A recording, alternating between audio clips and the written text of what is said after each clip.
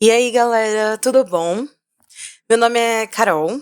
Eu quero gravar esse react aqui com vocês. Eu tô bem empolgada pra ele, porque foi um vídeo que saiu no canal Farol Brasil do Jones Manuel. E pelo que eu tava vendo quando eu tava preparando aqui pra vocês, ele é um vídeo feito pelo Chavoso da USP e chama Os Erros do Debate sobre Pardos e Mulatos. E ele parece que é um quadro dentro do canal do Jones Manuel que chama Favela Urgente. E como esse debate tá bem alto por conta da participação da Camila Pitanga no podcast do Mano Brown, eu fiquei bastante curiosa para ver esse vídeo.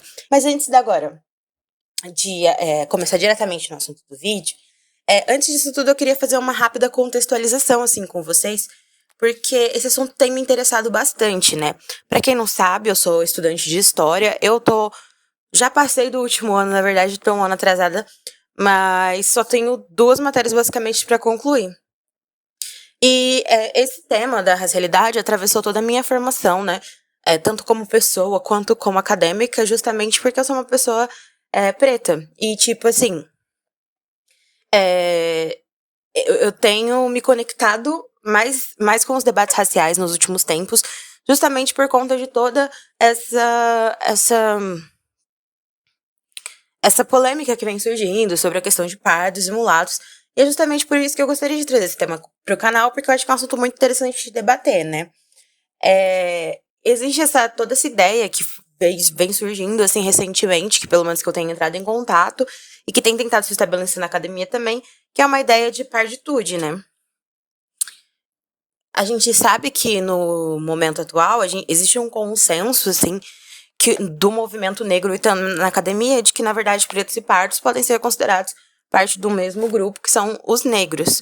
E isso é uma categoria que vai sendo construída há bastante tempo pelo movimento negro, justamente para criar uma unidade política, de ação mesmo, para lutar pelos direitos, porque pretos e pardos, eles acabam estando dentro de uma mesma lógica, sabe? Então, existem números parecidos entre assassinatos de pessoas pretas e pardas, as condições financeiras também são muito próximas, e justamente para criar uma mobilização conjunta, que também se cria esse debate, essa ideia, né, na verdade, esse conceito de negro, que também é corroborado pelo IBGE, né?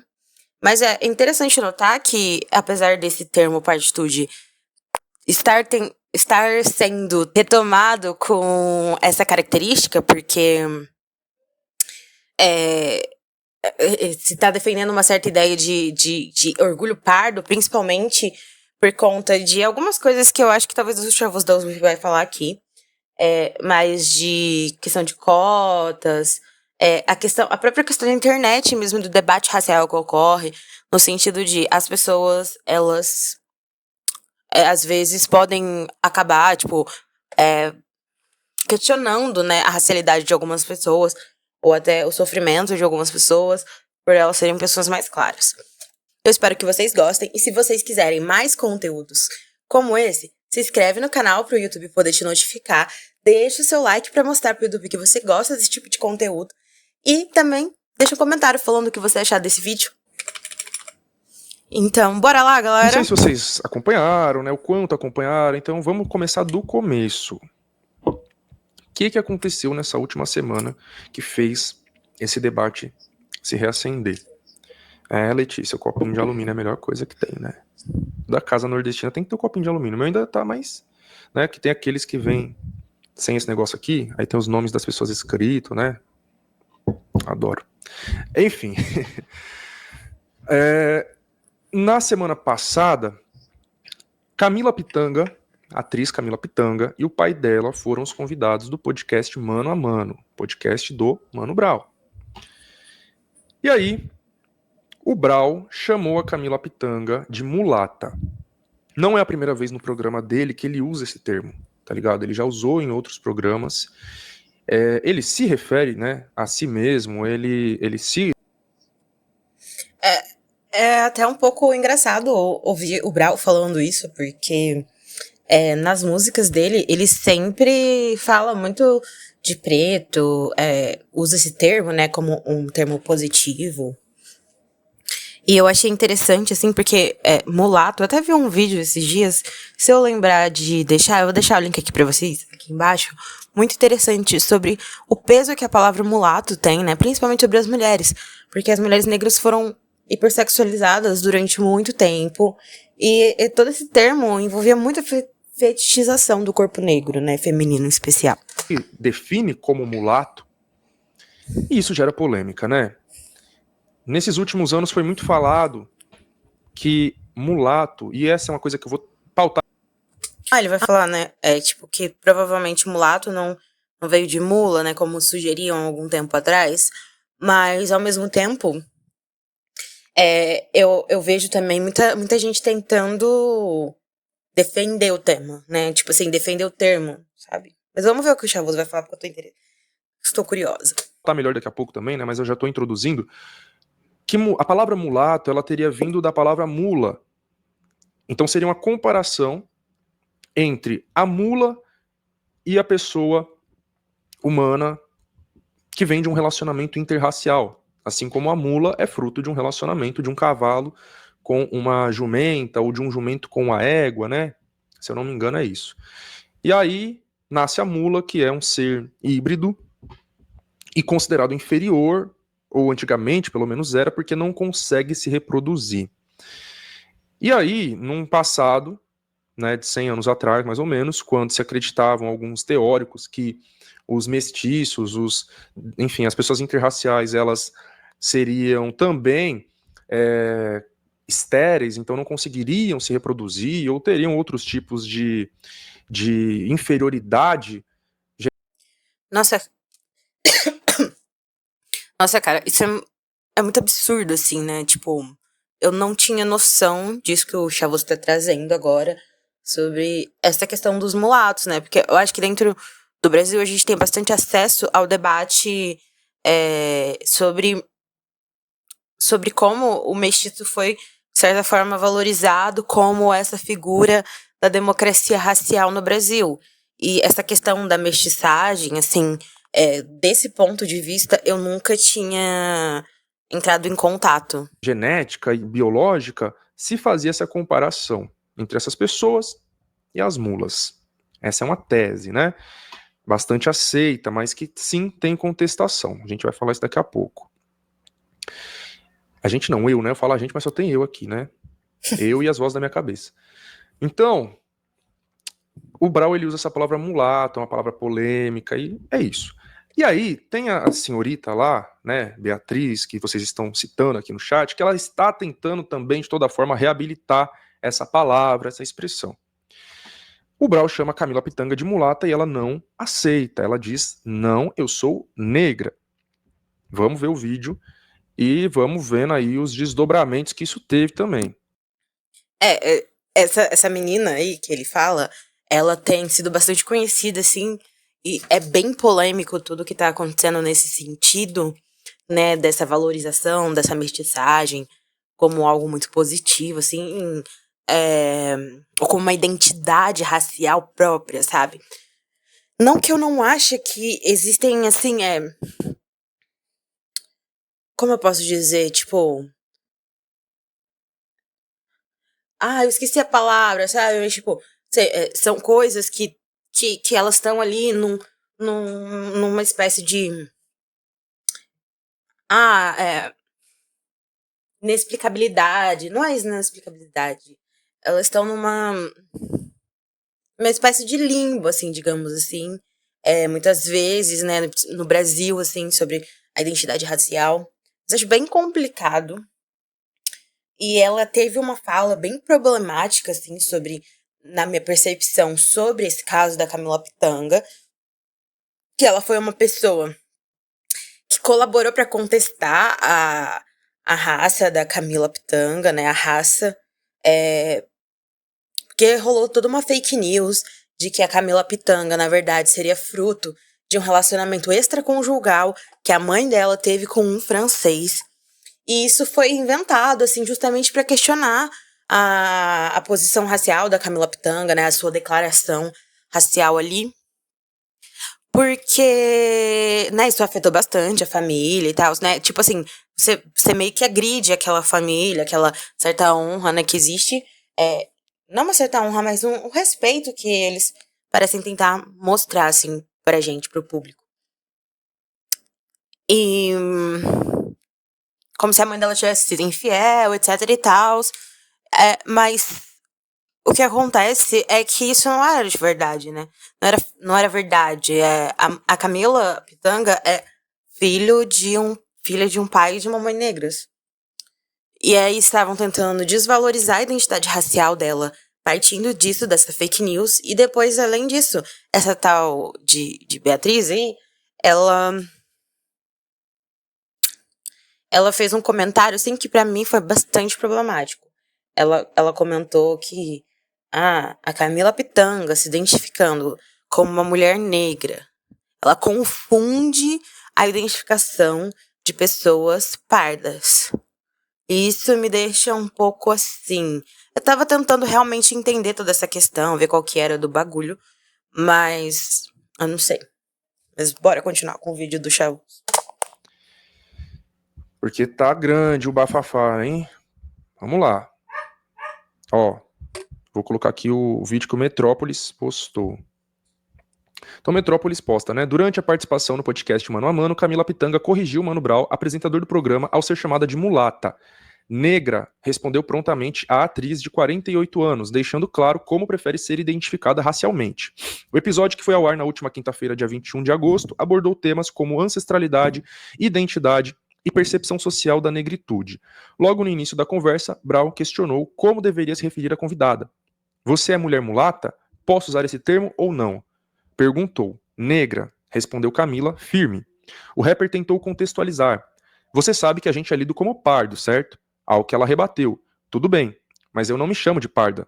O artista seguiu refletindo sobre a. Né, como existe todo esse consenso, né, de que pretos e pardos estão no mesmo grupo racial, que são as pessoas negras.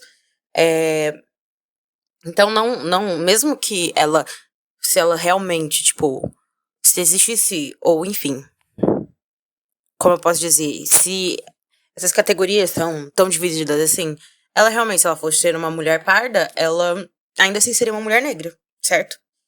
Porque independentemente dela ser parda ou preta, ela é negra, de toda forma. E de fato, existem diferentes. Isso é chamado de colorismo, né? Existem diferentes graus de opressão ou formas de como o racismo opera em cada tom de pele ou cada gradação de tom de pele que existe, né? Uma variedade muito grande de pessoas que são consideradas negras. Então, existiriam, tipo assim, pessoas que são pardas, que são mestiças, elas estão para um lado de maior sexualização, por exemplo, né? Enquanto as pessoas negras, elas são vistas mais para um lado do trabalho, sabe? Até existe essa coisa, né, da mulher parda para fazer sexo, da mulher branca para casar e da mulher negra para trabalhar. Isso é uma ideia que circula o Brasil há bastante tempo. Então, assim, por isso a gente já consegue perceber que sim, existem diferentes níveis de. Não é diferentes níveis, sabe? Mas é diferentes formas como o racismo opera em corpos diferentes. Forma como a sociedade lê diferentes tons de pele. Abre aspas. Mulato, eu sou e entendo como a gente é lido. Não adianta eu querer ser o blue, retinto. As pessoas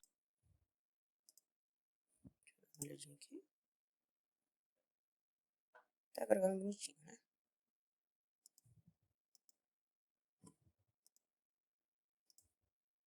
me leem como Brown, negro de pele clara. Fecha aspas, disse ele, mencionando que já viu debates sobre a racialização tanto dele quanto da atriz. Não, de fato, né? Existe muito isso de muitas das pessoas questionarem você se chamar de negro, até porque existe bastante dificuldade no Brasil de entender o termo negro como um termo neutro, assim, né? Tipo, é igual branco, eu sou branco, né? Tipo, sou negro. E aí você tem uma certa dificuldade de entender que esse termo é a sua cor e tal, ou sua raça, né? Eu tô falando raça entre aspas, Porque não existe raça no sentido biológico, né? Mas é no sentido social, assim. E, sim, obviamente, existe esse questionamento, né? Muitas vezes. Eu considero que isso é parte da lógica do racismo. E também. Bom, acho que é isso. Camila então diferenciou a autopercepção do olhar externo. Abre aspas. Uma coisa é como me veem e como eu me vejo. Fecha aspas. Ao falar sobre sua identidade, declarou: sou uma mulher negra, em movimento, tendo esse baobá do meu lado, tendo Benedita da Silva como parte da minha ancestralidade, sendo filha de Vera Manhães. Eu sei que quando a gente sabe de si, se coloca com força no mundo, e você não precisa do outro para se reconhecer e se validar. Fecha aspas. E fantástica essa fala dela, né? Então vamos ver o vídeo. Pitanga, homem negro retinto. Vivido. História de vida. Você é mulher mulata. Posso usar esse termo? Não. Negra. Negra? Negra. Você sabe que a gente é lido como pardo, certo? Como Tudo bem, papo mas reto. eu não me chamo de parda. Eu também não mais, mas mulato eu sou e eu nunca entendo me achei como a gente é parda. lido. Entendeu? Não adianta eu querer ser o Bru. As pessoas me leem como o Brau. O Bru. Certo. Certo? E na vida é assim. O mais escuro é o mais escuro, a gente é mais claro, porque a gente teve mistura e tal, pai, pã. E você é líder dessa forma. Eu já vi debates sobre a sua raça, sobre a minha. Sim. Se você é negro ou não. Então, por isso que eu te pergunto, a visão sobre visto, como ele é visto é diferente de você. Sim. Certo? Mesmo você nascendo numa casa negra, realmente mas uma negra. coisa é como me vem e como eu me vejo. Pitanga, homem negro retinto. Vivido. Sim. História de vida. Você é... Tô lendo aqui o chat. Então, mas foi isso aí, né, gente? Mais ou menos um corte aí da conversa. Ela não respondeu com rispidez mesmo, não, né? Não foi o que aconteceu. Não, eu também não senti isso. Eu achei. Eu não imaginei que as pessoas estavam pensando isso. Eu acho que ela deu uma resposta, assim, tranquilo. Bom, então começou por aqui. Certo, bora lá, chavoso, vamos ver. O Brau, eu percebo que ele tem uma dificuldade com esse debate racial, né? Uma dificuldade que eu digo assim, passa o tempo e ele tá nesse limbo, né? Que, como todos nós, pessoas miscigenadas, a gente acaba ficando. Só que a Camila demonstra muita clareza de quem ela é, muito entendimento, muita certeza. O Brau, ele não consegue ter isso, né? Por exemplo, quando eu fui no Mano a Mano, foi uma questão trazida ali também. O Brau pergunta pra mim, como que você se considera racialmente? E eu digo negro de pele clara, né? E ele, mas você sabe que você tem a pele muito clara. Eu falo, sim, eu sei, tá ligado? Mas ainda assim eu tenho essa certeza. E aí eu falo que eu também tenho ascendência indígena, né? Ele até disse que acha que eu pareço mais indígena do que negro. Na época eu até falei uma besteira, né? Eu falei que. Isso foi em 2023, né? Eu falei assim que não, que eu me considerava mais negro porque eu tinha o cabelo cacheado, enfim. Depois, mais pra frente, no próprio programa, eu até corrigi isso, mas infelizmente cortaram na edição, né? Eu me corrigi e falei assim, né, gente? Não, eu falei uma besteira, não tem esse negócio de, eu não posso ser indígena porque eu tenho cabelo cacheado, enfim. Tem indígenas de cabelo cacheado, tem indígenas de cabelo crespo, tem indígenas com todo tipo de fenótipo que vocês possam imaginar. Mas enfim, foi uma besteirinha que eu falei ali na hora, mas é isso, né? Cara, é muito louco, né? Porque realmente, de fato, hoje eu tenho bastante clareza de que eu sou uma mulher negra. E assim, eu me posiciono firmemente como uma mulher negra, mas eu tenho uma certa ancestralidade indígena, acredito eu, né? É até meio complicado a gente falar disso, porque existe sim um apagamento muito forte da identidade indígena no Brasil, né? E assim, a gente acaba realmente, às vezes, estando nesse lugar meio incerto, assim. Mas, assim como o Chavoso, eu me considero uma pessoa negra. E, e eu acho que esse talvez seja o melhor lugar pra mim, sabe? É o lugar que eu me identifico, é o lugar que eu me sinto confortável de estar. Mas enfim, vamos continuar. Voltando aqui então para a repercussão que se seguiu a partir dessa fala, a partir desse trecho. Vou mostrar um post aqui no Instagram, com algumas frases, algumas reflexões.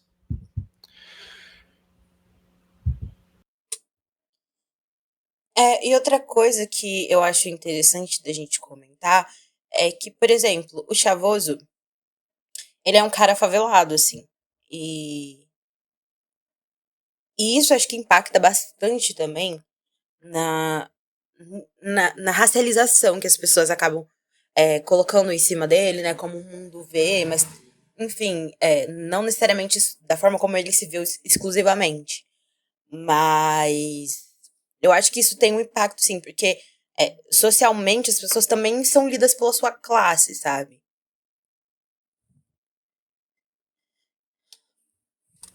Pronto. Aqui o perfil Traduagindo postou. Primeiro essa frase da própria Camila, né, que eu já li, quando ela diz que ela é negra, e algumas frases da filósofa Sueli Carneiro. Abre aspas. A consciência racial da família Pitanga sempre fez com que Camila recusasse as constantes tentativas de expropriá-la de sua identidade racial e familiar negra. As famílias negras apresentam grande variedade cromática em seu interior, ou seja, várias cores, né? Herança. E eu acho que isso é muito interessante de você ver uma família assim, negra, que consegue transmitir essa identidade claramente para suas crianças e não tenta afastar essas crianças dessa identificação racial, né? Que existe, de certa forma, esse orgulho negro, né? De miscigenações passadas que têm sido historicamente utilizadas para enfraquecer a identidade. É isso, né? É isso também que a Sueli tá falando aqui dessa frase, que essas existe um certo projeto, né? Não certo, mas assim, um evidente projeto de miscigenação justamente para afastar as pessoas dessa negritude. Então, assim, e também quanto mais você se distancia dessa negritude, mais, em tese, você deveria, assim, né, se orgulhar disso de certa forma. Então, eu acho que essa é uma grande questão desse debate também. Identidade racial dos negros. Importantes lideranças do movimento negro brasileiro, negros de pele clara, através do franco engajamento na questão racial, vêm demarcando a resistência que historicamente tem sido empreendida por parcela desse segmento de nossa gente aos acenos de traição à negritude, que são sempre oferecidos aos mais claros. Vem demarcando a resistência que historicamente tem sido empreendida por parcela desse segmento da nossa gente aos acenos de traição à negritude, que são sempre oferecidos aos mais claros. Cara, isso faz bastante sentido, porque eu acho que é um pouco disso que eu tava falando antes, de tipo assim, às vezes quando você tá nesse limbo, nesse intermédio, você pode ceder à tentação de se embranquecer cada vez mais, tentar se afastar cada vez mais dessa ideia da negritude, sabe? E justamente porque a negritude ela é vista de uma forma negativa, né? E não porque, enfim, você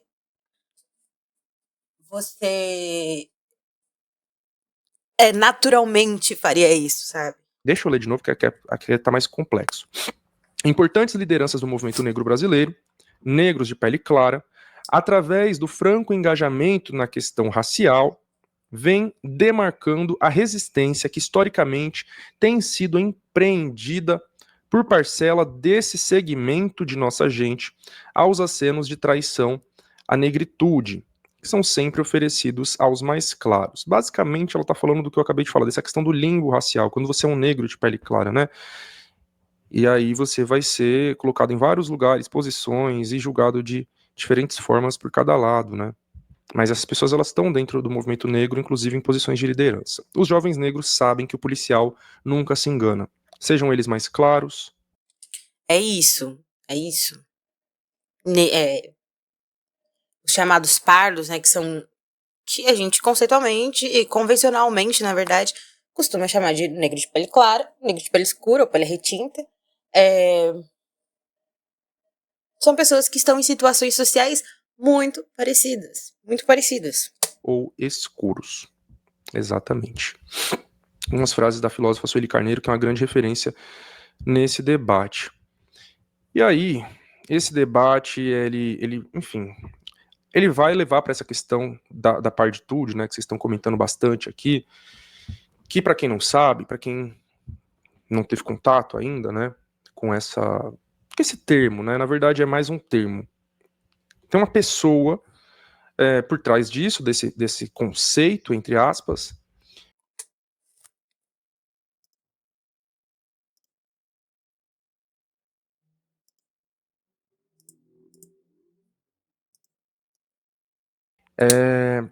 A moça, né, Beatriz, já citaram o nome dela aqui,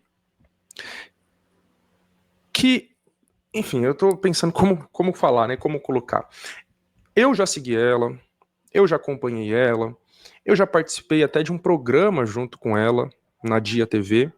Era eu, ela, a MC Sofia e o Samuel. Esqueci o sobrenome dele. Será que é Gomes? Não tenho certeza. Samuel. Né? Então, ele e a MC Sofia eram duas pessoas negras de pele escura.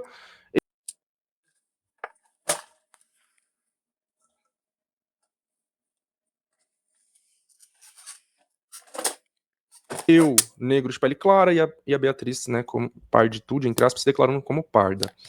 E a gente participou desse programa juntos. Até aquele momento, eu até, né, seguia ela, não concordando com tudo, né, tenho discordâncias, né, vou falar daqui a pouco também porque que eu comecei a seguir ela e porque que eu deixei de seguir. Não quero que o debate aqui pareça, que o bagulho aqui pareça que é sobre ela, tá ligado?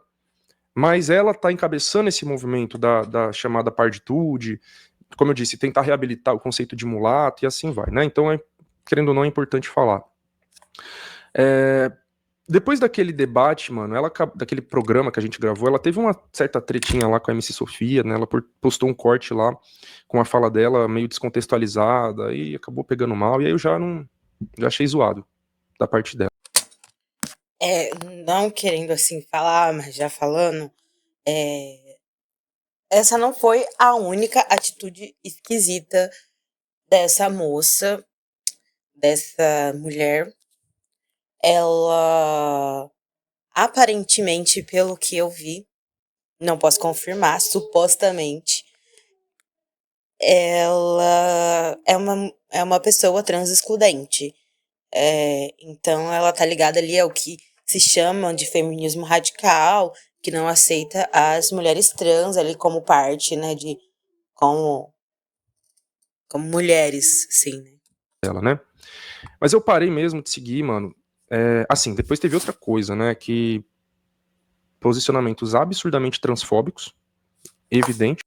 Cara, Chavoso falou já disso, então. Né, não tem nem questionamento, assim, né? A gente falando isso, ela pode querer me processar, né? Mas foda-se também, né? É isso, gente. Falar que mulher trans não é mulher e tudo mais, isso é transfobia, assim, né? Bater palma pra.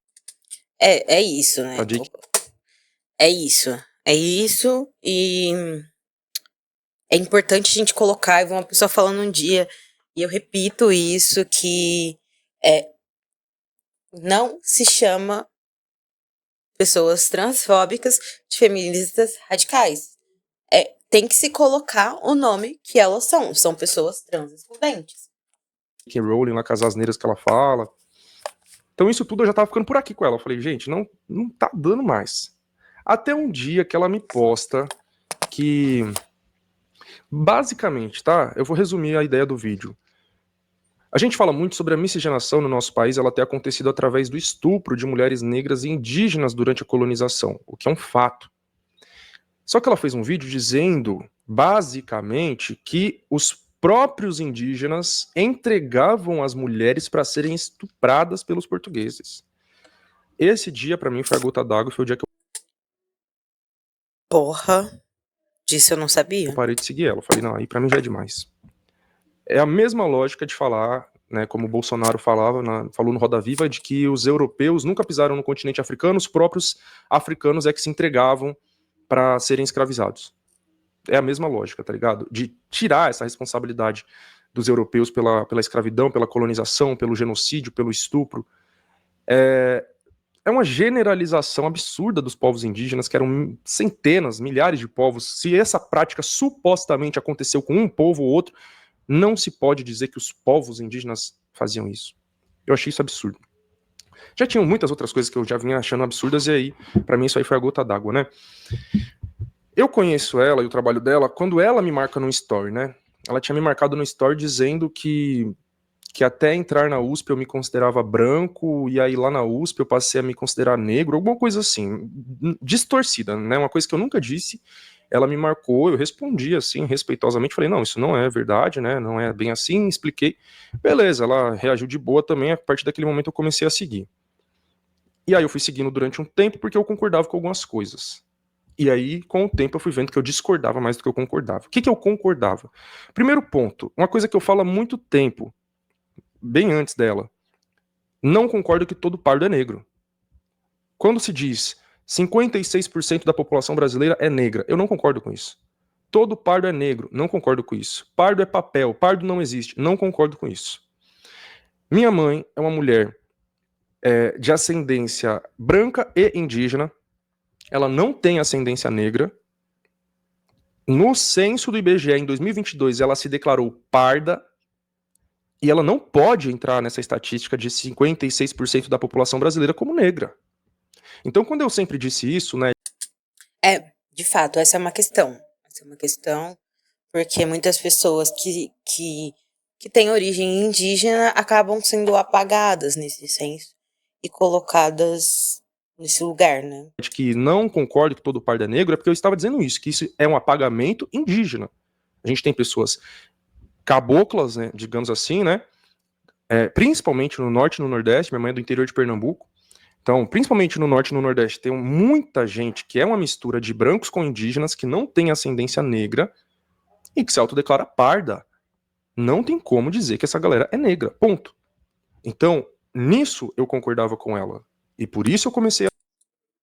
Justamente porque existe uma certa dificuldade, né? Pelo menos até os mecanismos que eu conheço, assim, do IBGE, de se identificar essas pessoas, porque ou elas são indígenas, e muitas vezes a gente entende que indígena está relacionado também a um aspecto cultural, a um aspecto de criação, de cultura, de pertencimento a uma comunidade, e as pessoas, elas acabam que não são nem negras e não seriam indígenas nesse sentido, porque elas não pertencem a uma comunidade indígena, né?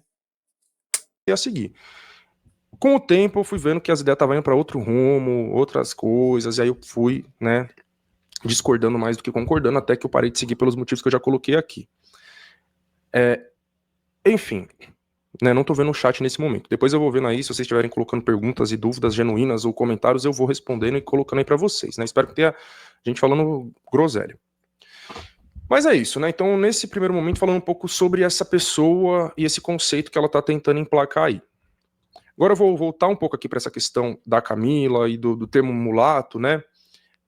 E depois eu vou voltar um pouco. Eu tô indo e voltando assim, tá ligado? Não tô seguindo um raciocínio muito linear nesse momento. Na verdade, eu lembrei agora que eu vou falar ainda sobre essa pessoa, né? Porque teve uma coisa muito feia que ela fez e que também tá repercutindo. Hoje, principalmente, né? Hoje e ontem. Deixa eu espelhar a tela aqui. Pronto. Então, o Levi Kaique postou no Twitter. A Beatriz Bueno passou de qualquer nível de bom senso faz tempo, mas isso aqui é uma violência tão grande. Insinuar esse tipo de coisa é de uma violência tão grande. Eu tô pasmo que ela teve a coragem de fazer isso. O que ela fez? Um sujeito aqui, né, ele postou essa foto com uma maluquice aqui, uma fake news, né, e ela repostou. Né? Então, olha só, pegaram uma foto da Camila Pitanga com a mãe dela, mano, manipularam a foto na inteligência artificial, né? Coloriram aqui o bagulho artificialmente, e aí ele escreve: Camila Pitanga e sua mãe quando era bebê. Sim, ela nasceu loira e por isso suspeita-se que seu pai biológico seja o ex-marido da mãe, um francês. Caralho, eu não tinha visto essa parte. Ex-marido da mãe. Oi. Caralho, caralho, eu não tinha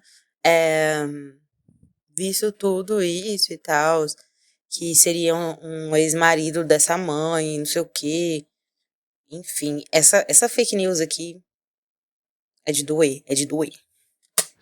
E aí ela posta: eu achei que tinha puxado algum avô ou avó, pois a mãe tem traços mulatos, mas estão existindo outros rumores. Ai, eu não sei, gente, eu posso estar muito errada, mas assim, esse tipo, traços mulatos me dói, me dói. Vocês viram? Sabem da veracidade? Gente, isso aqui é tão absurdo. Tão absurdo, sabe? Você precisar recorrer a uma mentira, uma fake news, a uma manipulação de inteligência artificial pra validar o seu argumento, tá ligado? E assim, eu não cheguei a ler a tese dela nem nada, mas eu tenho um amigo que leu e até me mostrou uns prints que, mano, ela se baseia muito em tweets pra justificar várias coisas, tá ligado? Como assim, gente? Ela se baseia em tweets pra fazer a tese dela. Ah, não dá, não dá. Ah, eu acho que eu sei mais ou menos o porquê, eu imagino o porquê. Porque, tipo assim, ela fala bastante, assim, dessas pessoas que, tipo, ficam falando, ai, você não é negra, e nananã, e tipo, como se a comunidade preta, se a comunidade negra estivesse excluindo as pessoas pardas. E assim, eu acho que é isso, né? Porque isso acontece muito na internet. Na internet, que isso debate como se ele existisse tanto assim na vida real, né? Eu sei que muitas vezes muita gente acaba ou colocando isso como uma certa forma de racismo, tipo, tente se afastar da negritude, porque a negritude é uma coisa ruim, ou uma pessoa que, enfim, acho que é isso. Usa tweets como argumentos pra dizer que supostamente existe um preconceito contra pardos no Brasil. Pelo amor de Deus, é uma coisa tão rasa. Ah, é isso, né? E esse preconceito contra os pardos, de tudo que eu vi até então dessa garota, vem das pessoas negras, dos supostos negros ali, que separa-se, né? Os supostos pardos e os supostos negros. Aí ela fez isso daí, né? Aí depois ela apagou. Apagou não, né? Ela disse que arquivou o post. Mas enfim, aí vamos continuar aqui, né? Sobre ainda o termo mulato, vou para isso agora. Post da Bruna Santiago, perfil Leituras Pretas. É fake news a relação do termo mulata com mula? Vamos conversar sobre isso? Então, uma pessoa tinha postado aqui no Twitter, né? Isso é fake news. Mulata vem da palavra árabe muwalad. Nossa, acho que eu vi esse post. E acho que talvez foi a partir daí que eu mudei essa percepção. Nossa, mas assim, fonte Beatriz Bueno. Não vou nem falar o nome dela aqui. Mas eu não sei se essa fonte é muito confiável. Significa miscigenado, que derivou para a palavra mula e não o contrário. Fonte Beatriz Bueno, pesquisadora da multirracial. Bom, não podemos reduzir o debate em torno da mulata à etimologia da palavra. A linguagem não é estática e uma palavra adquire diversos significantes dentro de um contexto histórico. Então, de onde saiu que mulata vem de mula? Isso não é uma fake news e consta essa relação nos dicionários portugueses. Grada Quilomba, estudando a presença do termo, identifica que entre os significantes, o termo mulata, a sua primeira definição ou definição antiga, se apresenta como animal híbrido que resulta do cruzamento de uma égua com um jumento ou de um cavalo com uma jumenta. Enquanto adjetivo se refere a algo de cor acastanhada e etimologicamente deriva como feminino de mulato. Este deriva da junção de mulo, animal híbrido, e do sufixo ato. Embora haja outros significantes e origens do termo, no Brasil, essa foi sua aplicação e difusão relacionado ao contexto do racismo. Não é só a origem da palavra que conta quando falamos em linguagem, até porque uma mesma palavra pode ter várias origens, significados, significantes. No Brasil, o termo passou a se referir a mulheres, geralmente negras, não pretas nem brancas, com forte hipersexualização. Quando diz não pretas, aqui é não de pele escura, necessariamente. Lélia Gonzalez fala da profissão de mulata que reduz a mulher ao samba e ao sexo, e que movimenta o turismo no Brasil. A mulata Globeleza, por exemplo. Cara, isso faz muito sentido, né? Essa questão de não necessariamente apenas o termo estar referido a algo, mas toda a trajetória que esse termo tem no imaginário popular, da população. E o contexto que ele é usado, que é um contexto racista. Por exemplo, ponto. Em consonância, Marisa Correia aponta uma série de práticas e discursos que a definiram enquanto um produto de exportação nacional, identificando uma forma contínua e persistente do foco na sexualidade que vai de Nina Rodrigues até a atualidade. Como propõe Lélia Gonzalez, existe no Brasil, principalmente no carnaval, uma glamorização do corpo da mulher negra, em muitos momentos colocada como rainha e usada para fomentar a ideia de que não existe discriminação racial em um país que idolatra a mulher negra. Mas que olhando de perto, ela reflete que essa glamorização da mulata mais reflete o racismo da nossa sociedade do que disfarça, tendo em vista que esse tratamento é, em outro polo, uma violência simbólica. Isso pode ser notado também em parte da literatura nacional. Essas autoras apontam que o lugar da mulata se constituiria enquanto uma categoria fluida que rejeita a mulher preta, mas que não seria a mulher branca assim, reunindo peculiaridades físicas da branca e da negra, constitui-se ela num tipo de beleza sui generis. Esse ponto reflete como o discurso da miscigenação coloca a mulata como um tipo mítico da brasilidade e traça uma negação de pertença étnica enquanto mulher negra. Esse lugar violenta duplamente a mulher negra, que sofre com o estereótipo da mulata. Primeiro pelo lugar hipersexualizado que é posta e tem sua existência estigmatizada. Segundo, devido pela negação da pertença racial dessas mulheres. Mas não podemos mudar o sentido? A linguagem é um campo de disputa onde se estabelece relações de poder mutável e que pode manter padrões de dominação. Grada Quilomba afirma que a língua portuguesa se ancora a um discurso colonial e patriarcal. Neste sentido, ela afirma que a língua tem uma dimensão política de criar, fixar e perpetuar relações de poder e violência, pois cada palavra que usamos define o lugar de uma identidade. Assim, na linguagem se institui também a relação dialética entre o eu, branco, e o outro, negro. A perpetuação de termos pejorativos em relação a um grupo racial reflete uma forma de manutenção das posições dos sujeitos na criação e perpetuação das relações de poder. A mudança do sentido da palavra mulata não está relacionada ao meio e os sentidos que até hoje ela produz. A afirmação identitária através de uma palavra pode ocorrer, mas no momento vejo com certa dificuldade isso. Para encerrar, esse debate não é novo. Em 1982, Teófilo Júnior falava.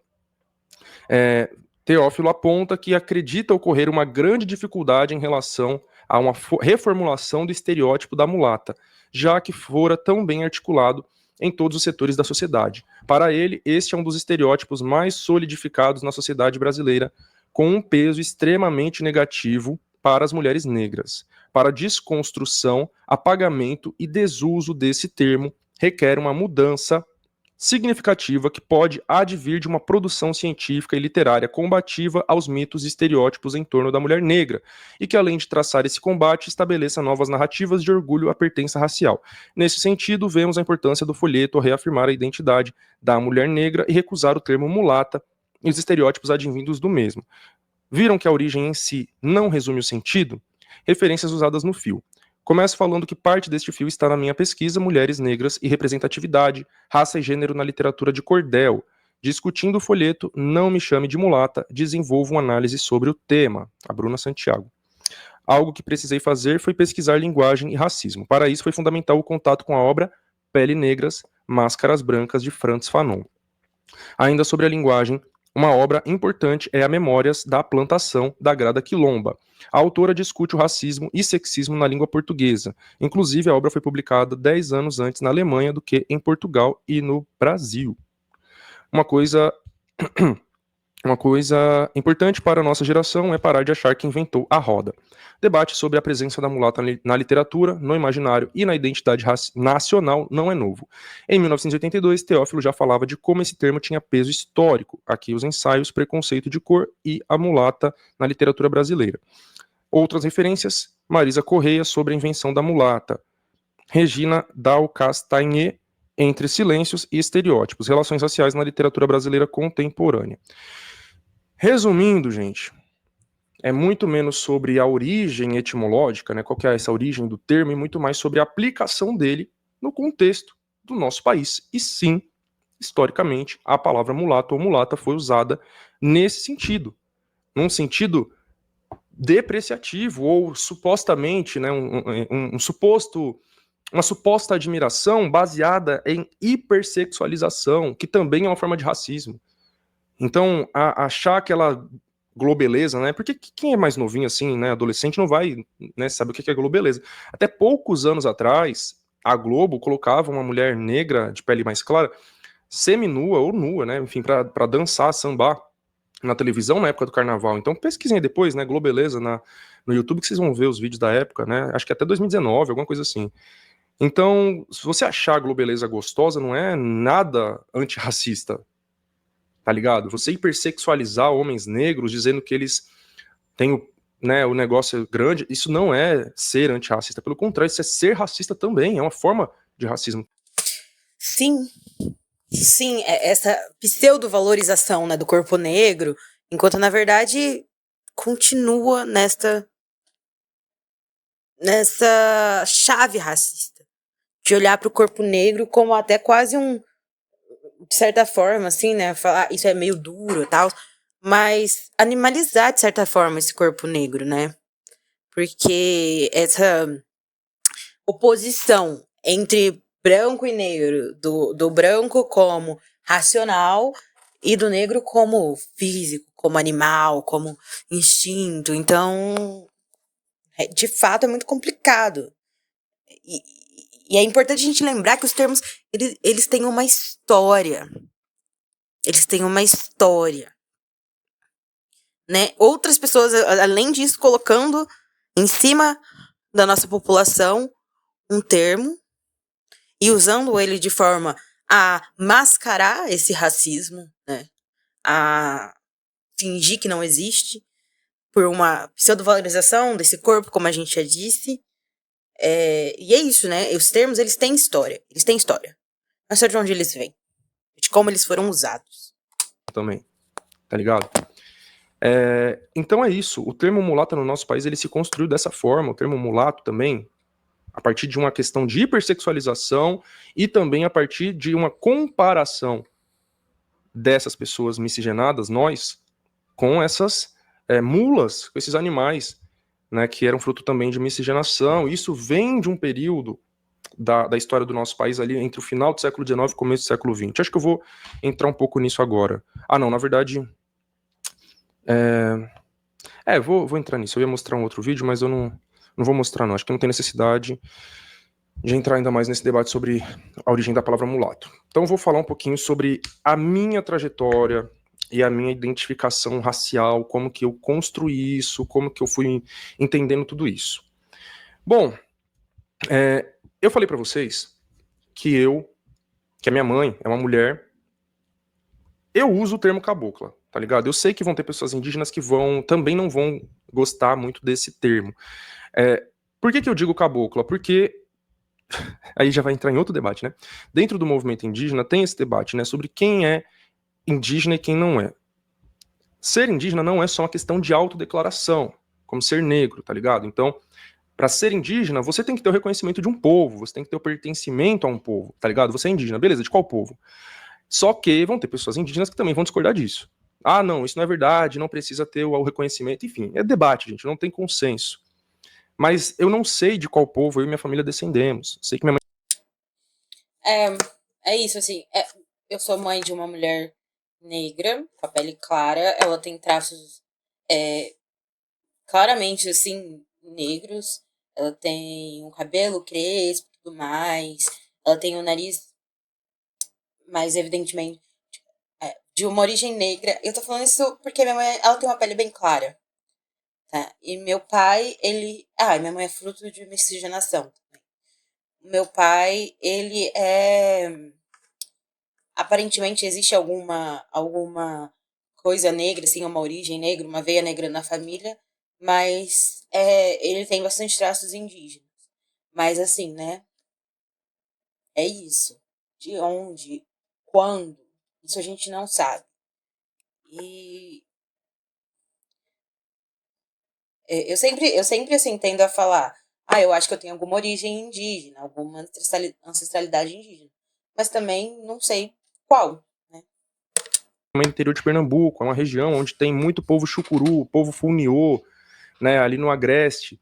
Mais para dentro vai ter o povo, né, já citado, o povo pancararu, e assim vai, né? Mas eu não sei, eu quero descobrir, eu tô num processo para tentar entender e descobrir, mas não sei. Então, eu sei que a gente tem ascendência indígena, minha mãe, ela tem uma mistura de fenótipo, eu digo que ela é cabocla, tá ligado? Enfim, ela sempre se declarou também, sempre não, né? Uma grande parte da vida dela ela se declarou como branca, porque apesar de ter essa ascendência indígena, de ter traços não brancos, ela tem a pele bastante clara, tá ligado? E ela se declarava como branca. O meu pai é um homem negro, de pele clara, que sempre se declarou como pardo, tá ligado? E aí eu cresço nessa casa, né? Com um pai se declarando pardo, uma mãe se declarando branca, eu nascendo com a pele bem clara, e com os meus pais também me tratando como branco, num primeiro momento. Eu digo que o meu nascimento, né, a minha infância foi uma coisa muito parecida com aquele quadro A Redenção de Cã. Já mostrei esse quadro aqui outras vezes, né, mas enfim, A Redenção de Cã é um quadro muito significativo. Acho que eu vou até mostrar ele de novo, porque ele é um quadro muito emblemático para entender o nosso país e questões raciais no nosso país. Vamos lá, eu vou abrir aqui já mostro para vocês. Peraí, só um segundo. Pronto. Então tá aí, A Redenção de Cã, de 1895, ou seja, 7 anos depois da abolição formal da escravidão no nosso país. Ixi, não tá aparecendo, desculpa. Agora sim. 1888, a escravidão é formalmente extinta no Brasil. O Brasil foi o país que mais teve pessoas negras sendo escravizadas. Foi o país que mais importou, mais trouxe africanos para serem escravizados em todo o continente americano. 1/3 de todos os africanos que saíram do continente africano para vir para o continente americano vieram para o Brasil. 1/3. Quando acaba a escravidão formal, essa população negra liberta, ela é vista como um problema para o desenvolvimento do país. Ela é vista como um empecilho para desenvolver o país. Não só no Brasil, mas em todos os países que tiveram escravidão. O que fazer com essa população negra, que agora está liberta no nosso país, não só negra, mas mestiça também, indígena também, o que fazer com essa população não branca, que está aí, agora livre, a gente não pode mais escravizar, a gente agora tem que tratar que nem gente, né? O pensamento da elite branca da época, o que fazer com essa galera, tá ligado? E aí eles vão pensar em formas, né, em caminhos, e o que fazer com essa população. Na época, existia um ramo de pesquisa pseudocientífica, né, que era o racismo científico, né, o racismo pseudocientífico. Então, várias áreas da ciência, tanto de ciências biológicas, ciências humanas, como a antropologia, acreditavam que povos não brancos, não europeus, eram selvagens, eram inferiores, eram menos evoluídos. Em primeiro lugar, eles realmente acreditavam que existiam raças humanas biologicamente falando. Então, assim como existem raças de cachorros, raças de cavalos, raças de gatos, supostamente existiriam raças humanas, biologicamente falando.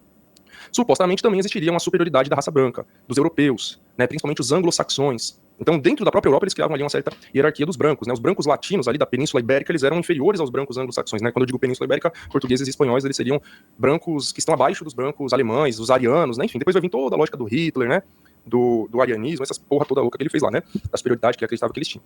Mas o fato é esse, né? Então, no final do século XIX, da metade pro final, se acreditava nisso, né? Existia uma superioridade biológica dos europeus sobre os africanos, os indígenas, né, nativos americanos e os nativos ali da Oceania também, e os asiáticos também, né? Então todos os povos do mundo que não eram europeus e que não eram brancos eram considerados inferiores, selvagens, e assim vai.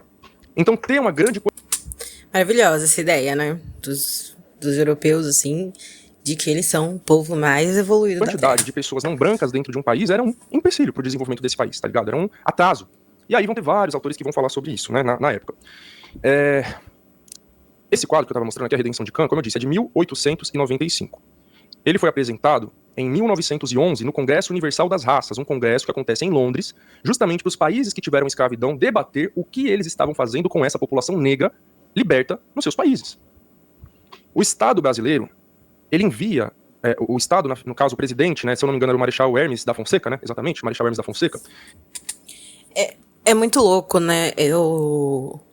A gente estuda um pouco disso no curso de história, assim, de tipo, a problemática, tipo, dessas pessoas nessa época era literalmente o que fazer com essas pessoas, sabe? Isso é bizarro, né? Bizarro. Ele envia o cientista João Batista de Lacerda para esse congresso para falar o que o Estado brasileiro estava fazendo com a população negra e mestiça do país. Ele vai ler uma longuíssima carta, né? Mas, basicamente, ele vai dizer, em até 100 anos, ou seja, até 2011, os negros e os mestiços vão ter sido extintos do Brasil. Extintos, tá ligado?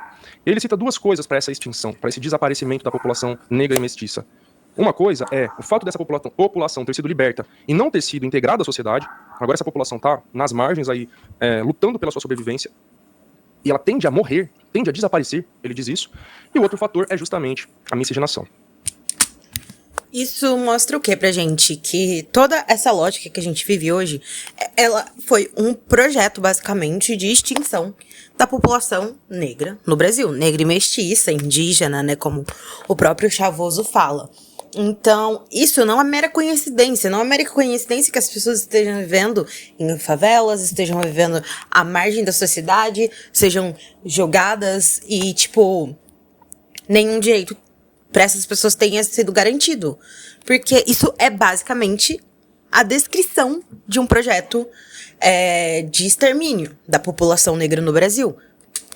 Ele fala que o Estado brasileiro está trazendo várias levas de imigrantes europeus para cá. Então, entre a segunda metade do século XIX e a primeira metade do século XX, o Estado brasileiro paga passagem para europeus, dá terras, principalmente na região sul, mas também no interior de São Paulo, dá trabalho, né, contrata essas pessoas nas fábricas, nas indústrias, dá educação, dá todo tipo de oportunidade. Né? Principalmente quem vem para cá são camponeses ou operários italianos, alemães, portugueses, espanhóis. Né? Então, como eu disse, uma grande parte dessa galera vai se instalar na região sul do Brasil, uma parte se instala fortemente no interior de São Paulo, uma parte se instala na capital, então a gente vai ter bairros historicamente italianos, né, como a Moca, como o Brás, né, que eram bairros antigamente de operários italianos, né, e hoje são bairros, né, principalmente a Moca, um bairro de classe média alta, porque essa galera chega pobre, mas o Estado dá todas as condições e oportunidades para ela, ela ascende socialmente e hoje tá aí. E é engraçado, né, como hoje em dia, quando se fala de cotas, a galera da direita vem criticar e vem falar, tipo, não, a gente não pode, porque as pessoas têm que fazer isso pela sua própria meritocracia e tudo mais, sendo que, basicamente, o que essas pessoas, quando vieram pra cá, foram uma espécie de cota, né, um auxílio, uma alavanca. E, tipo assim, pensa, existiam pessoas negras no Brasil para trabalharem de forma livre dentro do próprio Brasil. Essas pessoas, elas poderiam ter tido o mesmo incentivo, né? Até como uma forma, porque, inclusive, né, o Estado brasileiro não repara essas pessoas de nenhuma forma, só liberta elas e pronto, se vira aí. E sendo que, tipo, essas pessoas poderiam ter tido essas oportunidades de virarem trabalhadores qualificados, por exemplo. E não foi o que aconteceu. Eles preferiram trazer pessoas brancas para habitar o país e colocar eles como trabalhadores no lugar dessas pessoas que foram jogadas para a margem, né? Na classe média alta, né? Também tem grandes levas de japoneses que são trazidos para cá. E essa galera também ascende. Hoje, uma boa parte está na classe média alta. Por isso que a gente vê muito mais, às vezes, asiáticos dentro de universidades aqui em São Paulo do que negros, né? Porque foram oportunidades que foram dadas para essas pessoas, para essas famílias. E aí, João Batista de Lacerda, ele apresenta esse quadro, A Redenção de Khan, lá no Congresso, durante a fala dele, para exemplificar o que estava acontecendo no Brasil. E aí, nesse quadro, como eu já mostrei aqui, vamos lá, quem são os personagens desse quadro? A gente tem uma mulher preta, de pele escura, com as mãos pro alto, e aqui no chão de terra. Do lado dela, a gente tem uma mulher negra de pele clara, ou parda, ou como seria chamada mulata, sentada com uma criança, um bebê no colo, seu filho ou filha branco. E do lado dela, o pai dessa criança, um homem branco, sentado aqui já num chão de pedra, né, enfim, asfaltado, digamos assim, né? E ela no meio disso, ela tá entre o chão de terra e o chão asfaltado, isso aqui. Cara, esse quadro é bem simbólico, né, dessa percepção do que deveria ser o Brasil no futuro. que é um simbolismo muito grande, muito forte e muito significativo. Por que o quadro se chama Redenção de Cã? Existia uma leitura da Bíblia que dizia, que ainda diz, né, porque tem gente que ainda acredita nisso, que, como que eu posso dizer? Quem foi Cã na Bíblia? Um filho de Noé, que foi amaldiçoado por ele. Então, Noé amaldiçoa seu filho, e aí vai ter uma leitura da Bíblia, manipulada, claro, né, muito usada durante a escravidão, para legitimar a escravidão, a escravização dos africanos, que diz que esse filho amaldiçoado de Noé, o Cã, teria migrado para a região, que hoje a gente conhece como África, e os seus descendentes teriam nascido com a pele escura por causa dessa maldição, e não teriam alma. Então a igreja dizia durante a escravidão que africanos não tinham alma. Não tendo alma, não tem salvação, não tem para que converter essas pessoas, elas podem ser escravizadas. Inclusive existiu, né, um debate sobre a questão dos indígenas, porque justamente, como os negros não tinham alma, beleza, eles podem ser escravizados. Mas os indígenas não. Os indígenas existia todo um debate, né, inclusive isso é uma outra forma de genocídio, é um etnocídio, né, você destruir toda uma cultura, né, uma diversidade de culturas que existia no nosso país, que ainda existe, né. Mas você tem esse debate, mas isso não significa que a escravização indígena não ocorreu no país. Só pra deixar isso claro. Existiu escravização indígena no país, sim. Ligado? Diferente do discurso deles pros indígenas, né? Os indígenas, pelo menos, têm alma, podem ser catequizados, podem ser convertidos e tudo mais. Os africanos não têm salvação, podem ser escravizados, não têm alma. Esse era o discurso. Por que não tem alma? Por que são amaldiçoados? Por que não tem salvação? Porque são descendentes de Cã, supostamente. O filho amaldiçoado de Noé. E aí você se pergunta, né? Por que é importante a gente falar sobre história quando a gente tá falando sobre o debate racial? Justamente porque é nessa fundamentação, em toda a nossa história, né, que as pessoas... A mentalidade de um tempo, ela é construída com base em uma série de pressupostos que vem antes dessa pessoa. Ou seja, eu nasci aqui no Brasil, eu cresci com uma cultura, vivendo numa experiência, sendo educada de uma forma específica que foi sendo moldada ao longo dos anos. Então é por isso que é muito importante a gente discutir esses temas, debater a história dessas questões. A redenção de Cã aqui é essa maldição deixando essa família. Essa maldição saindo desse grupo, dessa população, através do processo de miscigenação, através do processo de embranquecimento. Então, quando essa mulher preta tem essa filha parda, digamos assim, eu vou colocar esse termo só pra me referir ao tom da pele, né? Foi com quem? Com um homem branco, que era o seu escravizador, tá ligado? A gente tá falando de um quadro de 1896. Né? Isso que eu ia falar é que é engraçado que essa mulher negra, ela não tem um companheiro de pele mais clara ou alguma coisa do tipo, né? Ela tá sozinha ali. E eu ia até me perguntar por quê, sabe? Eu acho que o Chavoso responde muito isso. Porque, realmente, a questão da violência sexual, nessa época, acontecia de forma... corria solta, né? 5 retratando aí uma mulher idosa, né? Que com certeza teve essa mulher ali uns 20, 25 anos antes, no mínimo, 30, sei lá. Durante a escravidão, tá ligado? O dono dela, muito provavelmente, estuprou ela pra ter essa mulher. Se não fosse fruto de estupro, ele estaria ali do lado dela, assumindo a mulher, a relação. Não era o que acontecia, tá ligado? E aí essa mulher de pele mais clara nasce. E aí, essa criança, né, ela deve ter aí os seus 5 anos no máximo, ela já nasceu depois da abolição. Ela nasce filha desse homem branco, que talvez seja um desses imigrantes europeus que vieram pro Brasil naquele período. E esse homem sentado ali no asfalto, ele tá simbolizando a civilização, entre aspas, né? A evolução que o branco representaria. Enquanto a mulher preta ali no chão de terra representa o atraso, representa seu... Essa ideia do progresso, né? E muito interessante que justamente essa mulher mulata tá entre os dois. Entre o chão de pedra e o chão de terra. A inferioridade. A mulher, entre aspas, parda ali no meio, simboliza uma transição entre a selvageria do negro e a civilização do branco. Eu acho isso muito significativo pra gente entender aonde querem nos colocar quando nos chamam de pardos ou de mulatos. Mas eu vou voltar pra isso daqui a pouco. Agora eu vou voltar um pouquinho pra falar de mim mesmo, da minha família, né? Eu disse que quando eu nasci, a minha infância foi mais ou menos esse quadro, sabe? Eu era tratado como uma criança branca pelos meus pais. E isso era motivo de orgulho e comemoração. A família teria sido embranquecida, tá ligado? E aí, enfim, eu nasci e cresci na Brasilândia, né? Como eu sempre digo, a Brasilândia é uma região muito periférica de São Paulo, né? Especificamente onde eu nasci, que foi no Jardim Vista Alegre, que já faz, assim, divisa com enfim, né? Eu digo assim, já tá no finalzinho da cidade de São Paulo. E é uma região muito negra. Os bairros mais negros na cidade de São Paulo, e de qualquer outra cidade, né, grande cidade, são os bairros mais pobres e mais periféricos. Então eu cresci ali na Brasilândia, um distrito muito negro da cidade de São Paulo. Por que eu tô dizendo isso? Porque naquele meio em que eu cresci, em que eu nasci e cresci, eu era uma das pessoas com a pele mais clara, tá ligado? E as pessoas ao redor também me apontavam como branco, pelo tom da pele. Então, ao longo da minha infância e adolescência, eu sofri preconceitos e racismos e discriminações por outros fatores, que hoje eu entendo que são étnico-raciais, mas na época não. Justamente por conta dessa questão que a gente coloca aqui, né, do colorismo. Porque as pessoas negras de pele clara, às vezes, e acho que isso também que a Sueli Carneiro quis dizer, quando ela fala sobre acenar, né, como que ela... Eu esqueci agora, mas aquela parte que ela fala do aceno pra se embranquecer, de certa forma, mas é justamente por conta disso. Porque em certos ambientes, em determinados ambientes, em ambientes mais negros, essa pessoa pode ser lida como branca, né? O que não acontece em outros espaços. Então, isso vai variar bastante do espaço que você está inserido. Então, é muito, muito massa o Chavoso falar disso, falar sobre justamente essa certa maleabilidade que o tom da pele dele permitiu ele ter em certos espaços, mas isso não o afastou do racismo. Na verdade, isso colocou ele dentro de uma lógica diferente. Largura do nariz, textura do cabelo, grossura dos lábios e por aí vai, né? Então eu passei por situações por causa dessas características. Porque, ele falando agora, né, justamente, não é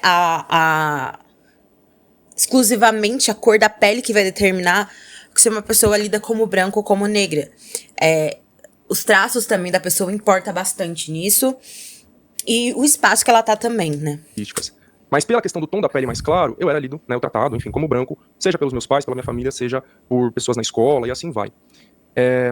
Mas é muito curioso isso, né? Porque a gente, naquele momento, não entende. Depois que cresce, percebe e entende que coisas que a gente passou eram racismo, né? Então, por mais que as pessoas dissessem que eu era branco, eu nunca estava na mesma posição de vantagem ou de tratamento especial que o branco recebia, né? Um exemplo disso são aquelas famosas listas, né, dos alunos mais feios da sala, mais bonitos da sala, e tem a galera que é mais rejeitada, a galera que é mais destacada, e eu era um dos mais rejeitados, assim, né? Falando em questão de afetividade, de relacionamento, enfim, eu fui começar a ficar com pessoas depois dos meus 16 anos, né? Então, antes disso, quando eu já via várias pessoas, né, da minha idade, da escola se relacionando, eu sempre era um dos mais rejeitados, né? Então, você é branco, mas o seu tratamento não é como o moleque que de fato é branco na escola, né, na sala, né? Ele é o cara que toda menina deseja, na época, enfim, né? Outras questões aí, né? Ainda me relacionava com menina, mas relacionava não, né? Eu desejava.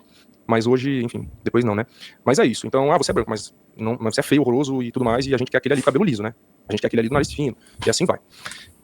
Bom, na minha adolescência, quem me acompanha aí mais tempo sabe, né, já deve ou ter ouvido eu falar sobre isso, ou já visto o pessoal me cancelando aí no Twitter, né, eu já fui gótico. Na minha adolescência, ali entre os meus 13, ou melhor, entre os meus 12, 11, assim, pra falar a verdade foi 11 anos. Ai, mano, mas que nessa idade não foi gótico, socorro. Eu fui gótica. Até os meus... É que eu não entendia muito, né, não entendia muito que era isso, só me vestia de preto.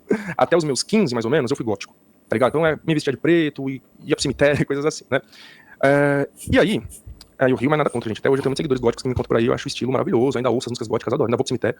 Aí, o que acontece? Quando você é gótico, você, sei lá, né, adolescente principalmente, você pesquisa, faz, né, quer ver umas referências de roupas, de estilo, de não sei o que, de cabelo, o que você encontra? Só gente muito branca, tá ligado?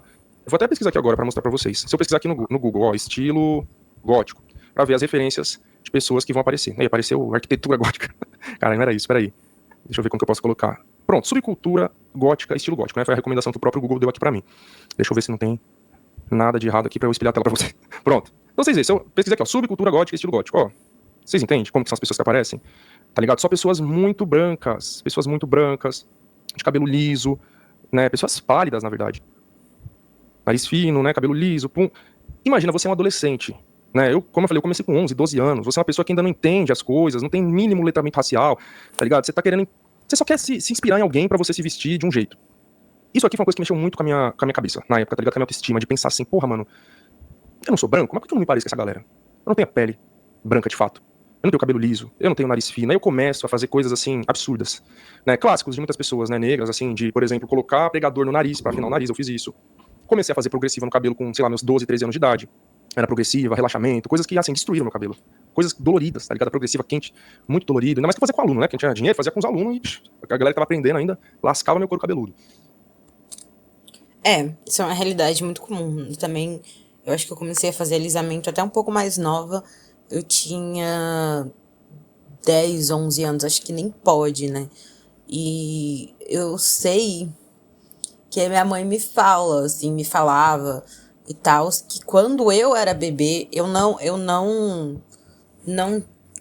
fiz essas coisas, assim, de, tipo, colocar um prendedor no nariz quando eu era mais velha. Mas a minha mãe fala pra mim, ou falava, né, um tempo atrás, que quando eu era bebê, ela mesma ficava fazendo isso no meu nariz pra meu nariz ficar mais fino, sabe?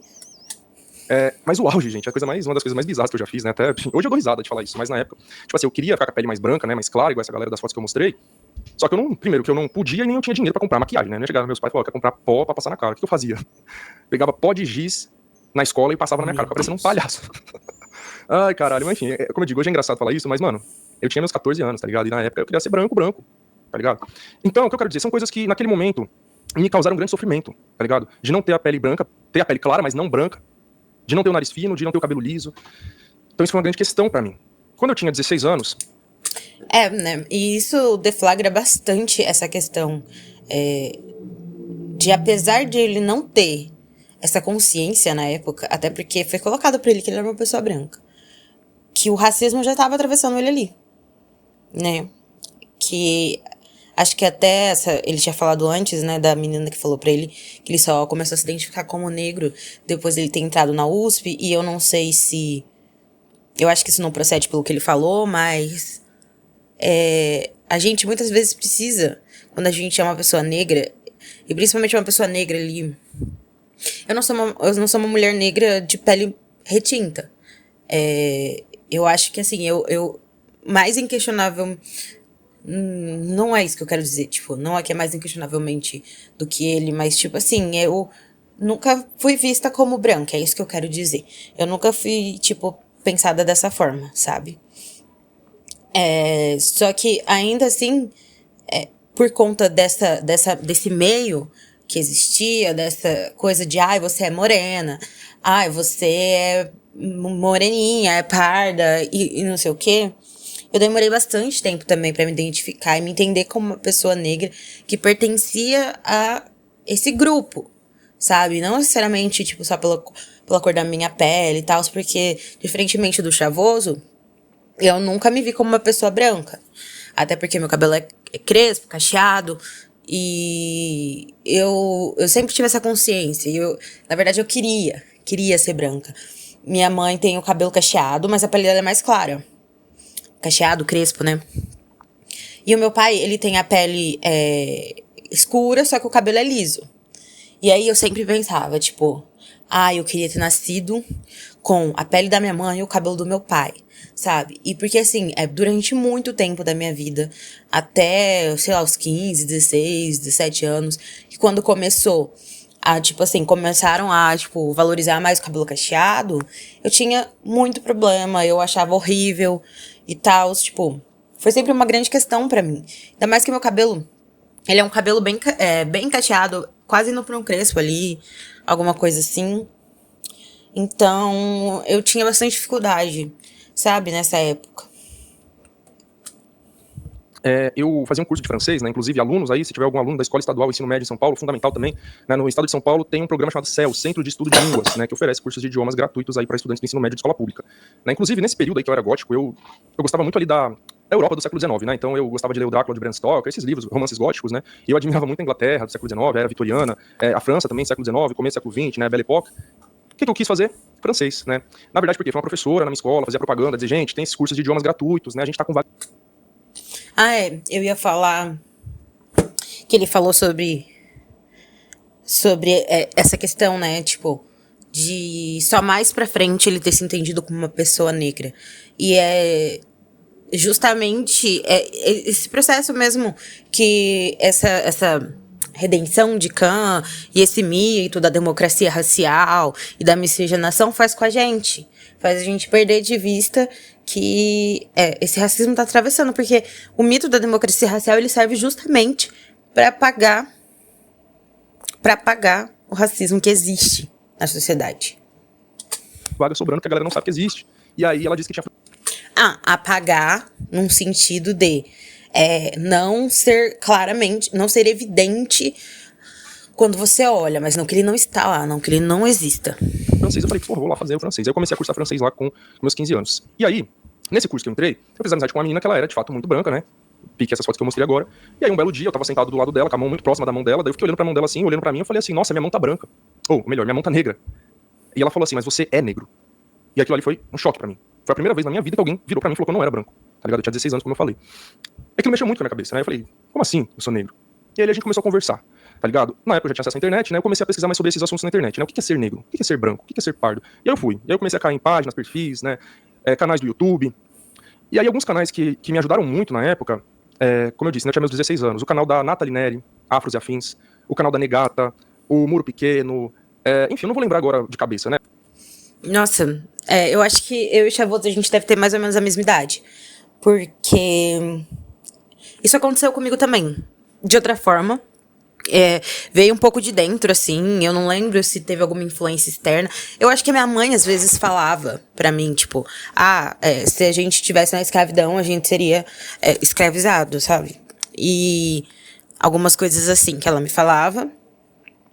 E eu, em um certo momento, comecei a questionar, tipo... Morena? O que é isso? Sou morena?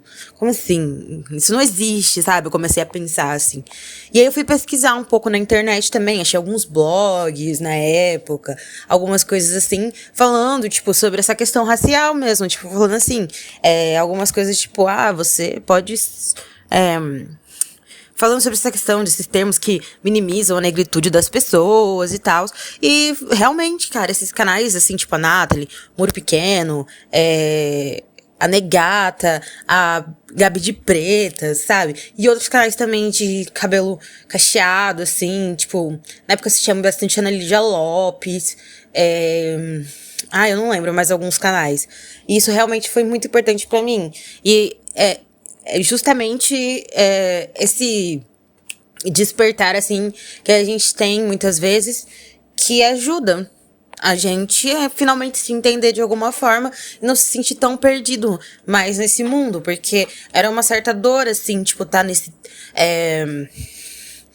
nessa coisa de, eu não sou uma pessoa retinta e tal, eu sou considerada essa morena, não sei o que, pipipipopopó. E aí, tipo, não, agora eu consigo me identificar, eu me vejo em algum lugar, eu olho para as pessoas e para uma comunidade negra e falo, cara, eu pertenço a isso, eu sou negra, sabe? Isso é muito importante pra gente, eu acho, sim, dessa identificação. Mas muitos canais... o Papo de Preta, né? A Maristela, que hoje ela é comunista, muito foda, acompanho ela desde essa época. Enfim, então, essa galera, a Gabi de Pretas, assistia muito essa galera no YouTube, né? E aí eu fui me inteirando de questões raciais. Fui inteirando. Assim, claro, de uma perspectiva negra, né? Eu fui me inteirando, né? Então, pessoas como a Nathalie, né, por exemplo, foram muito importantes pra mim naquele momento, porque ela é uma mulher negra parda, né? De pele clara. Então, eu me identificava bastante com ela e com as coisas que ela falava. E foi muito interessante como isso acabou tendo um outro impacto na minha vida, né? Que foi de ter a inspiração dessas pessoas pra entrar na universidade pública. Porque eu já tinha em mente de fazer faculdade, né? Mas eu nunca pensei, vou fazer faculdade pública ou privada. Foi ver a Nathalie Neri na Unifesp, a Universidade Federal de São Paulo, e a Negata na UNB, a Universidade de Brasília, que me inspirou a fazer ciências sociais, né? No caso, as duas faziam sociais. Eu já queria fazer sociais, mas fazer numa universidade pública. Então, elas foram importantes pra mim por isso também. Mas, enfim. E aí, eu comecei a entender que eu não era branco. Por quê? Eu entendi que branco não sofre racismo. O racismo não é só de xingamento, seu palmito, seu não sei o quê. Não, o racismo é uma estrutura de poder social. Racismo é uma estrutura de dominação histórica, de dominação política, de dominação econômica, cultural e por aí vai, tá ligado? É um bagulho... É isso, né? Tipo assim, meu pai me falava muito, quando eu comecei a me letrar mais racialmente, que tipo assim, você não sabe o que é racismo, não sei o quê. E sabe, um monte de coisa. Assim, é bem complicado a minha relação com meu pai. Mas, enfim. E é isso, não é só você ter um xingamento explícito que é racismo, né? Você viver numa condição específica, você tá em determinadas situações. Eu lembro que o rap me ajudou muito também. Tipo, Favela Vive, Freud, Djonga, né? Assim,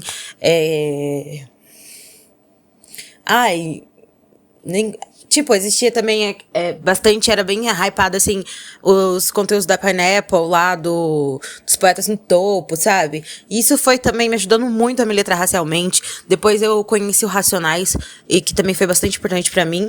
Enfim, né? E aí hoje a gente também vê o próprio Brau falando desse termo, assim, e às vezes é até confuso, né, pra gente que cresceu e que se letrou a partir dos canais do YouTube, mas também do rap, que eu imagino que talvez, né, o Chavoso também passou por esse processo. Acho que eu já ouvi ele falando alguma coisa sobre rap e tudo mais. Que os europeus desenvolvem no processo da colonização, na invasão do continente africano, na invasão do continente americano, na Biayala, né, na invasão do continente asiático, da Oceania, enfim. Então os europeus desenvolvem essa estrutura social de dominação, onde eles estão no topo, como eu já falei, né, eles se colocam nessa posição de superiores e civilizados, e os demais povos do mundo nessa condição de inferiores, de selvagens, que podem ser dominados por eles, que podem ter os seus territórios invadidos, que podem ser escravizados, que podem ter suas terras roubadas. Racismo é uma estrutura de poder, de dominação, de opressão, de exploração, que coloca o branco no topo, tá ligado? Claro que não é todo branco que vai estar no topo. A gente tem muito branco pobre, miserável, que tá na favela, que tá em situação de rua, e assim vai, tá ligado? Aí é uma questão econômica. Mas na questão do tratamento social, existe sim vantagens, mesmo pro branco pobre. Porque se esse branco pobre, o Eduardo Tadeu canta. O Eduardo Tadeu é um cara muito foda, que tem uma consciência disso, né? Que ele tem a música Democracia Racial de Sangue. Ele fala assim, recomendo muito essa música, inclusive, Democracia Racial de Sangue. O Eduardo Tadeu canta. Provavelmente, eu de terno e cabelo penteado não seria confundido com chofer de carro. O Eduardo Tadeu, pra quem não sabe, tá moscando, é um homem branco. E ele canta, eu de terno e cabelo penteado, né, porque ele geralmente usa as tranças assim também, né, não seria confundido com um chofer de carro. Por que ele diz isso? Porque um negro de terno e cabelo penteado seria confundido com chofer, com segurança, e assim vai. Né? O branco, mesmo pobre, de terno, vai ser visto como advogado, como empresário. Tem uma música do Baco também, que ele fala assim, meus manos, eu não lembro, de terno sem ser enterro ou sem ser... tipo assim, realmente, porque existe toda essa... Eu não vou lembrar agora como que foi a citação, como que era a citação do Baco, mas toda essa ideia de que esse negro que tá arrumado, ele tá servindo alguém, né? Ele tá trabalhando numa função subserviente que precisa estar arrumado, né? Isso vai ter impacto, por exemplo, em entrevistas de emprego, tá ligado? E tem pesquisas que comprovam isso, tá ligado? Foi feita uma pesquisa com uma turma de RH, onde eles mostraram fotos de pessoas brancas e negras com as mesmas roupas e fazendo exatamente a mesma coisa e perguntavam, né, o que você acha que essa pessoa tá fazendo, né? Você acha que essa pessoa é o quê? Está fazendo o quê? Quando tinha um branco correndo, eles diziam, ele tá se exercitando, ele deve estar atrasado pro trabalho. Quando era um negro correndo, diziam, ele deve estar fugindo da polícia, um bandido que acabou de roubar. Uma mulher branca limpando uma mesa, ela é uma dona de casa limpando a casa dela. Uma mulher negra limpando a mesa, ela é uma empregada doméstica, uma faxineira. Uma turma de RH, ou seja, pessoas que são responsáveis por contratar novos funcionários para empresas. Eles têm essa visão claramente racista. Então eles vão olhar para uma pessoa branca, uma pessoa negra, vestidas do mesmo jeito, fazendo a mesma coisa e vão julgar de formas diferentes. Enfim, então, eu entendi que branco não sofre racismo. Ponto. E aí, entendendo isso, eu entendi. Eu já sofri racismo. Eu sofro racismo. Branco não sofre racismo. Logo, eu não sou branco. O que eu sou? Naquele momento eu passei a me entender como pardo. Eu ainda não tinha chegado nesse nível de me entender como negro. Eu me entendia como pardo. Por quê? O principal motivo foi porque naquela época eu conheci um outro canal que já tava fazendo esse bagulho que a Beatriz tá fazendo. Gente, não é novidade. Só que não fazia de uma forma... Eu acho que eu sei qual que é. Alguma coisa Brasil. Gente... acadêmica, né? Acho que talvez o diferencial dela pra essa outra pessoa é que ela tá aí, né, querendo cunhar esse termo academicamente. Mas essa outra mulher, criadora de conteúdo, eu não vou citar nome, que eu não quero ficar dando palco, uma mulher negra de pele escura, e também, por favor, não fale o nome aqui no chat, tá ligado? Se você souber quem é, não precisa ficar falando, se... Eu sei quem é, essa pessoa é muito estranha, enfim. Falar, eu vou apagar, não é pra ficar dando palco. Tem ainda, né, uma criadora de conteúdo, mulher negra de pele escura, que vinha muito com esse bagulho, inclusive, assim, né, parênteses aqui. Tipo assim, estranha no sentido de, o papo dela, pra mim, é estranho. Tipo, é isso que eu quero dizer, tá? Só pra ficar bem claro isso, de que, tipo, eu acho que ela é uma pessoa que... E é engraçado, né? Porque quando eu vi o discurso dela pela primeira vez... Mas eu vou te falar pra vocês como que eu entrei nesse bagulho da partitude, assim. Tinha uma amiga minha, que hoje em dia a gente não é mais amiga, enfim. Que ela é uma pessoa negra, ou parda, né?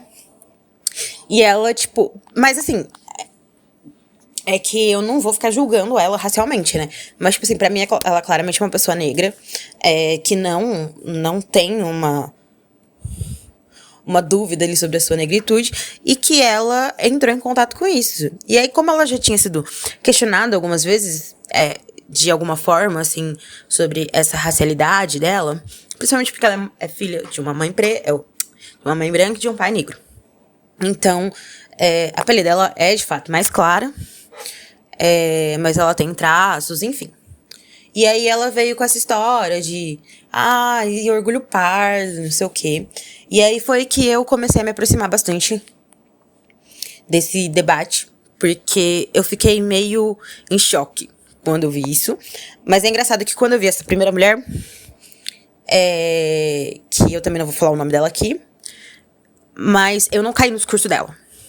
Eu fiquei, não, mas isso é muito estranho, o que ela tá falando e tal. Só que quando eu vi essa outra, mais recente agora, ela tem também uma certa... Né, ela tá dentro da academia, eu acho que ela tem uma polidez um pouco maior, assim. Então, eu acho... E também por estar tentando entender o que essa pessoa tava trazendo pra mim, e de onde tava vindo esse discurso, de onde tava partindo esse discurso, eu falei, talvez, e tal. E fui, né? Até porque eu já vi outras pessoas falando sobre isso, umas americanas, enfim. Tô me alongando aqui, vamos voltar pro vídeo. Eu não tô lendo o chat tem um tempinho, né? Então, moderação, por favor, né? Exclui aí os comentários se alguém falou o nome dessa mulher. Enfim, se vocês souberem quem é também, que pode ser que não saibam, mas enfim. O que ela dizia na época, basicamente? Pardo não é negro. Ponto, é isso. Pardo não é negro, pardo é pardo, não existe negro de pele clara. Ela já tava dizendo isso em 2016, 2017, gente. E eu, na época, né, formando meu pensamento, formando minha mentalidade, eu comprei muito essas ideias. Principalmente porque vinha de uma mulher negra de pele escura. Eu dizia, né, quem sou eu pra falar pra uma mulher negra de pele escura que né, que ela tá errada, que eu sofro tanto racismo quanto ela. Então eu tinha essas piras e eu, por ficar meio acuado, intimidado, né, eu dizia, não posso dizer que eu sou negro, né, então eu sou pardo. Mas assim, eu gosto de colocar isso, eu não sei se o Chavoso vai falar disso, o que ele acha sobre isso, né, até queria ouvir a opinião dele, mas é que é justamente aí que tá. Eu não acho que as pessoas, elas sofrem mais ou menos racismo. Eu acho que elas sofrem racismos diferentes. Eu acho que a pessoa negra, ela, muitas vezes, ela talvez, assim, evidentemente, né, sofrer. Talvez exista isso, tipo assim, de existir uma coisa mais explícita com as pessoas de pele escura. E colocar elas num lugar muito específico logo de cara, sabe? Enquanto as pessoas de pele mais clara, muitas vezes tem esses malabarismos, né? Pra, enfim, escamotear que ela é uma pessoa negra, né? E, sei lá, muita coisa também envolvendo a hipersexualização dos corpos mulatos, né? Mas eu não sei, eu tô aberta à discussão. Fala aqui no comentário o que você acha. E eu fiquei assim, né, com essa visão de que eu era pardo, dos meus 16 aos meus 18 anos, né? Então foi ao longo do ano de 2016, ao longo do ano de 2017 e na primeira metade do ano de 2018, que foi quando eu entrei na USP.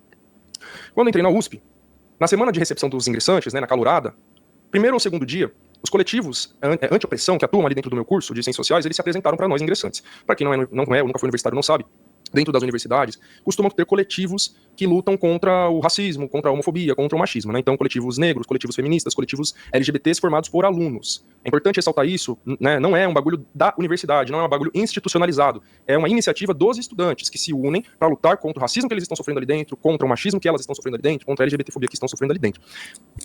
Inclusive, é importante ressaltar, né, que muitas vezes esses movimentos, eles estão em oposição à universidade. Porque a universidade, muitas vezes, vai colaborar com pautas... vai colaborar com a estrutura vigente. Então, vai...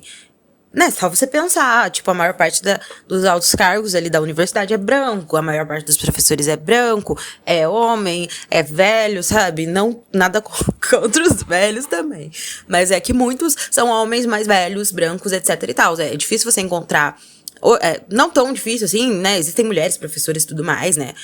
Não é tão difícil, mas muitas vezes a maioria, por exemplo, no meu curso, a maioria dos professores é homem e é branco. E é velho também.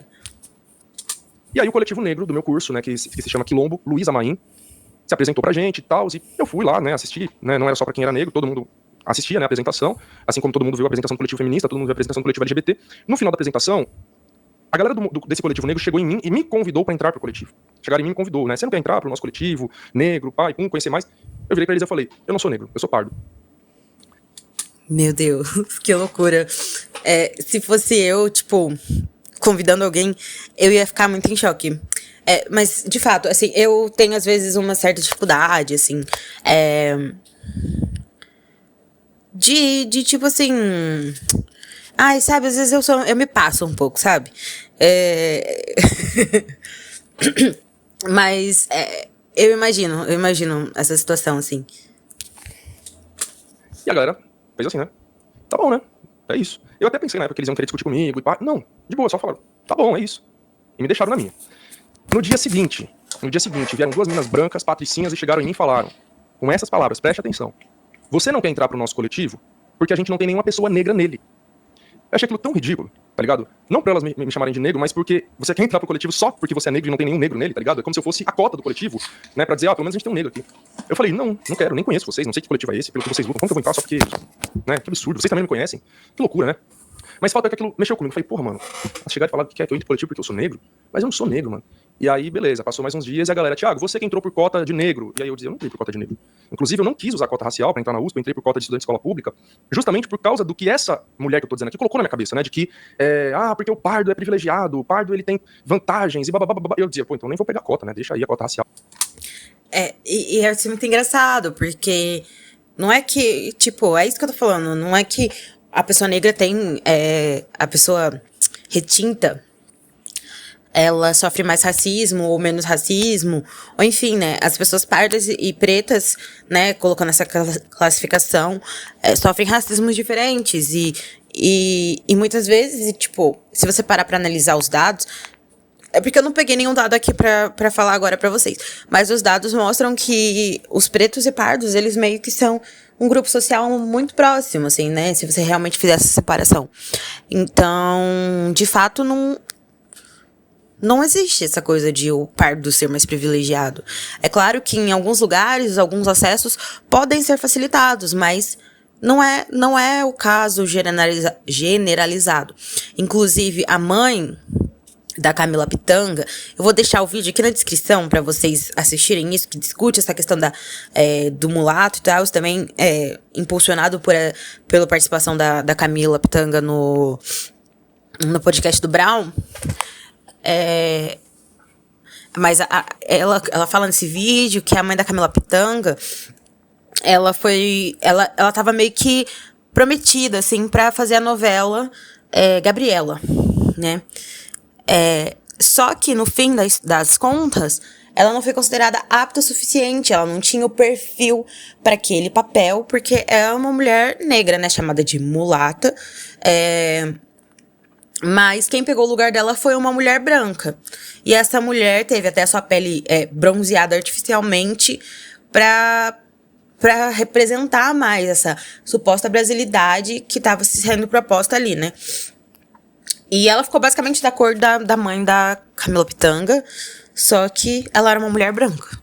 Mas a mãe da Camila Pitanga não tinha esse perfil. Então, assim, de fato, não dá pra se considerar que ser pardo garante um benefício amplo. Porque na hora do vamos ver mesmo, as pessoas, elas sabem. Porque é isso, né? O Brasil é muito de leitura social, de leitura racial das pessoas. No final das contas, elas sabem que você não é branco. Eu vou usar só cota de escola pública. Na época eu pensei isso, né? E aí, a galera, né, branca chegava em mim e supunha que eu tinha entrado por cota racial. Como negro. Eu dizia, eu não entrei por cota racial. Por que vocês estão supondo isso? Tiago, você que é negro, qual a sua opinião sobre esse caso de racismo que aconteceu aqui? Isso foi acontecendo, e foi dia após dia, e semana após semana, todo mundo, dos brancos aos negros, me apontando, você que é negro, você que é negro, você que é negro. Para além disso, os casos de racismo que eu fui sofrendo, né? Os casos de racismo, de preconceito. Lembrando que quando eu entrei na USP eu não tinha nenhuma tatuagem. Né? Eu digo isso porque alguém pode dizer, mas é preconceito por causa das tatuagens, né? Que você é negro. Não, não tinha tatuagem quando eu entrei lá, tá ligado? E eu sofria muito preconceito, assim, em vários níveis, né? Desde os olhares tortos, as pessoas escondendo bolsa, escondendo celular, né? Sempre me colocando nesse lugar de criminoso, né? De suspeito, tendo medo, e, enfim, um quadro da guarda universitária, e funcionários me abordando e querendo saber, pra onde você vai? Você é estudante daqui mesmo? E questionando isso o tempo todo. Fato é que, depois de um semestre passando por tudo isso, eu entendi. Eu preciso me juntar com aquela galera pra lutar. Eu não vou conseguir sobreviver aqui dentro sozinho. E lá fui eu atrás da galera do Coletivo Negro e falei, pois é, né? Eu quero entrar pro Coletivo Negro, sim. E aí, tem uma questão muito importante pra gente entender sobre isso do movimento negro e da inclusão de nós, pessoas pardas, dentro dele. É muito sobre sobrevivência e sobre fortalecimento de uma luta, tá ligado? Se eu ficasse com esse negócio, eu sou pardo, não quero me juntar com o coletivo negro, eu vou fazer o quê? Juntar um coletivo pardo lá dentro? É o que você não tá querendo fazer, tá ligado? Mas enfim, além disso, Porque existe uma questão bastante importante sobre que o movimento negro, né, coloca como pardos e pretos dentro do mesmo grupo, justamente para você ter uma unificação, né? Chama Movimento Negro Unificado. Justamente para poder unir as questões dessa população racializada, que para se juntar politicamente e lutar politicamente para conseguir direitos, né? A questão que eu falei dos racismos e dos preconceitos que eu fui passando, teve a questão do estudo que eu tive acesso também. Então, até entrar na USP, eu nunca tinha lido um livro acadêmico. Eu lia romance, né, como eu disse, Drácula, de Bram Stoker, eu lia muito Dan Brown, né, o Código da Vinci, os outros livros dele, eu li todos. E assim vai, né, lia literatura infanto-juvenil, lia livros de paleontologia, de ciências, né, de astronomia, mas não lia livros acadêmicos, assim, eu digo, de ciências humanas, né. O primeiro que eu li foi quando eu entrei na USP. E não foi pela USP, né? Eu entrei e falei, pô, eu vou entrar no curso de ciências sociais, nunca li porra nenhuma de ciências sociais, deixa eu pegar um livro aqui pra eu ler, né? E aí, como eu tava muito vidrado nesses debates raciais, eu falei, vou pegar um livro sobre questão racial. E aí eu li o livro Branco no Preto, Raça e Nacionalidade no Pensamento Brasileiro. Acho que esse é o título. Deixa eu pesquisar aqui pra falar certinho pra vocês. Raça e Nacionalidade no Brasil... Não, achei, no Pensamento Brasileiro. É isso, Preto no Branco, Raça e Nacionalidade no Pensamento Brasileiro, do autor Thomas E. Skidmore. E aí esse livro, mano, foi muito importante pra mim. Vou espelhar a tela aqui pra vocês.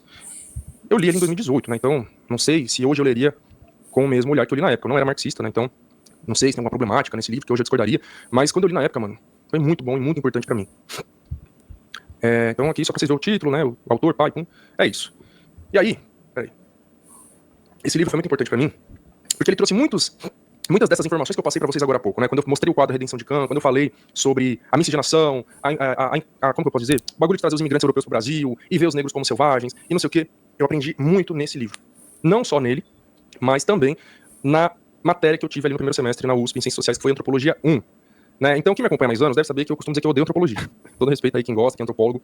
Mas na USP, mano, antropologia é um bagulho absurdamente colonialista, branco. Tá mudando, né? Tá mudando. Pelo menos foi o que eu peguei ali nos anos que eu tive ali. Mas eu vejo a galera hoje dizendo que já lê Lélia Gonzalez, já lê, enfim, outros debates, né? Mas eu não li. Ele não foi dado pra gente, autores negros, autores indígenas. Era um bagulho branco colonial. Só que a Antropologia 1, justamente por tratar da origem da antropologia. E o que é antropologia, né? Importante falar. Basicamente, é o estudo da humanidade, das sociedades e culturas humanas, né? Antropo é homem, logia, estudo, então é o estudo do ser humano, da sua sociedade, das suas culturas.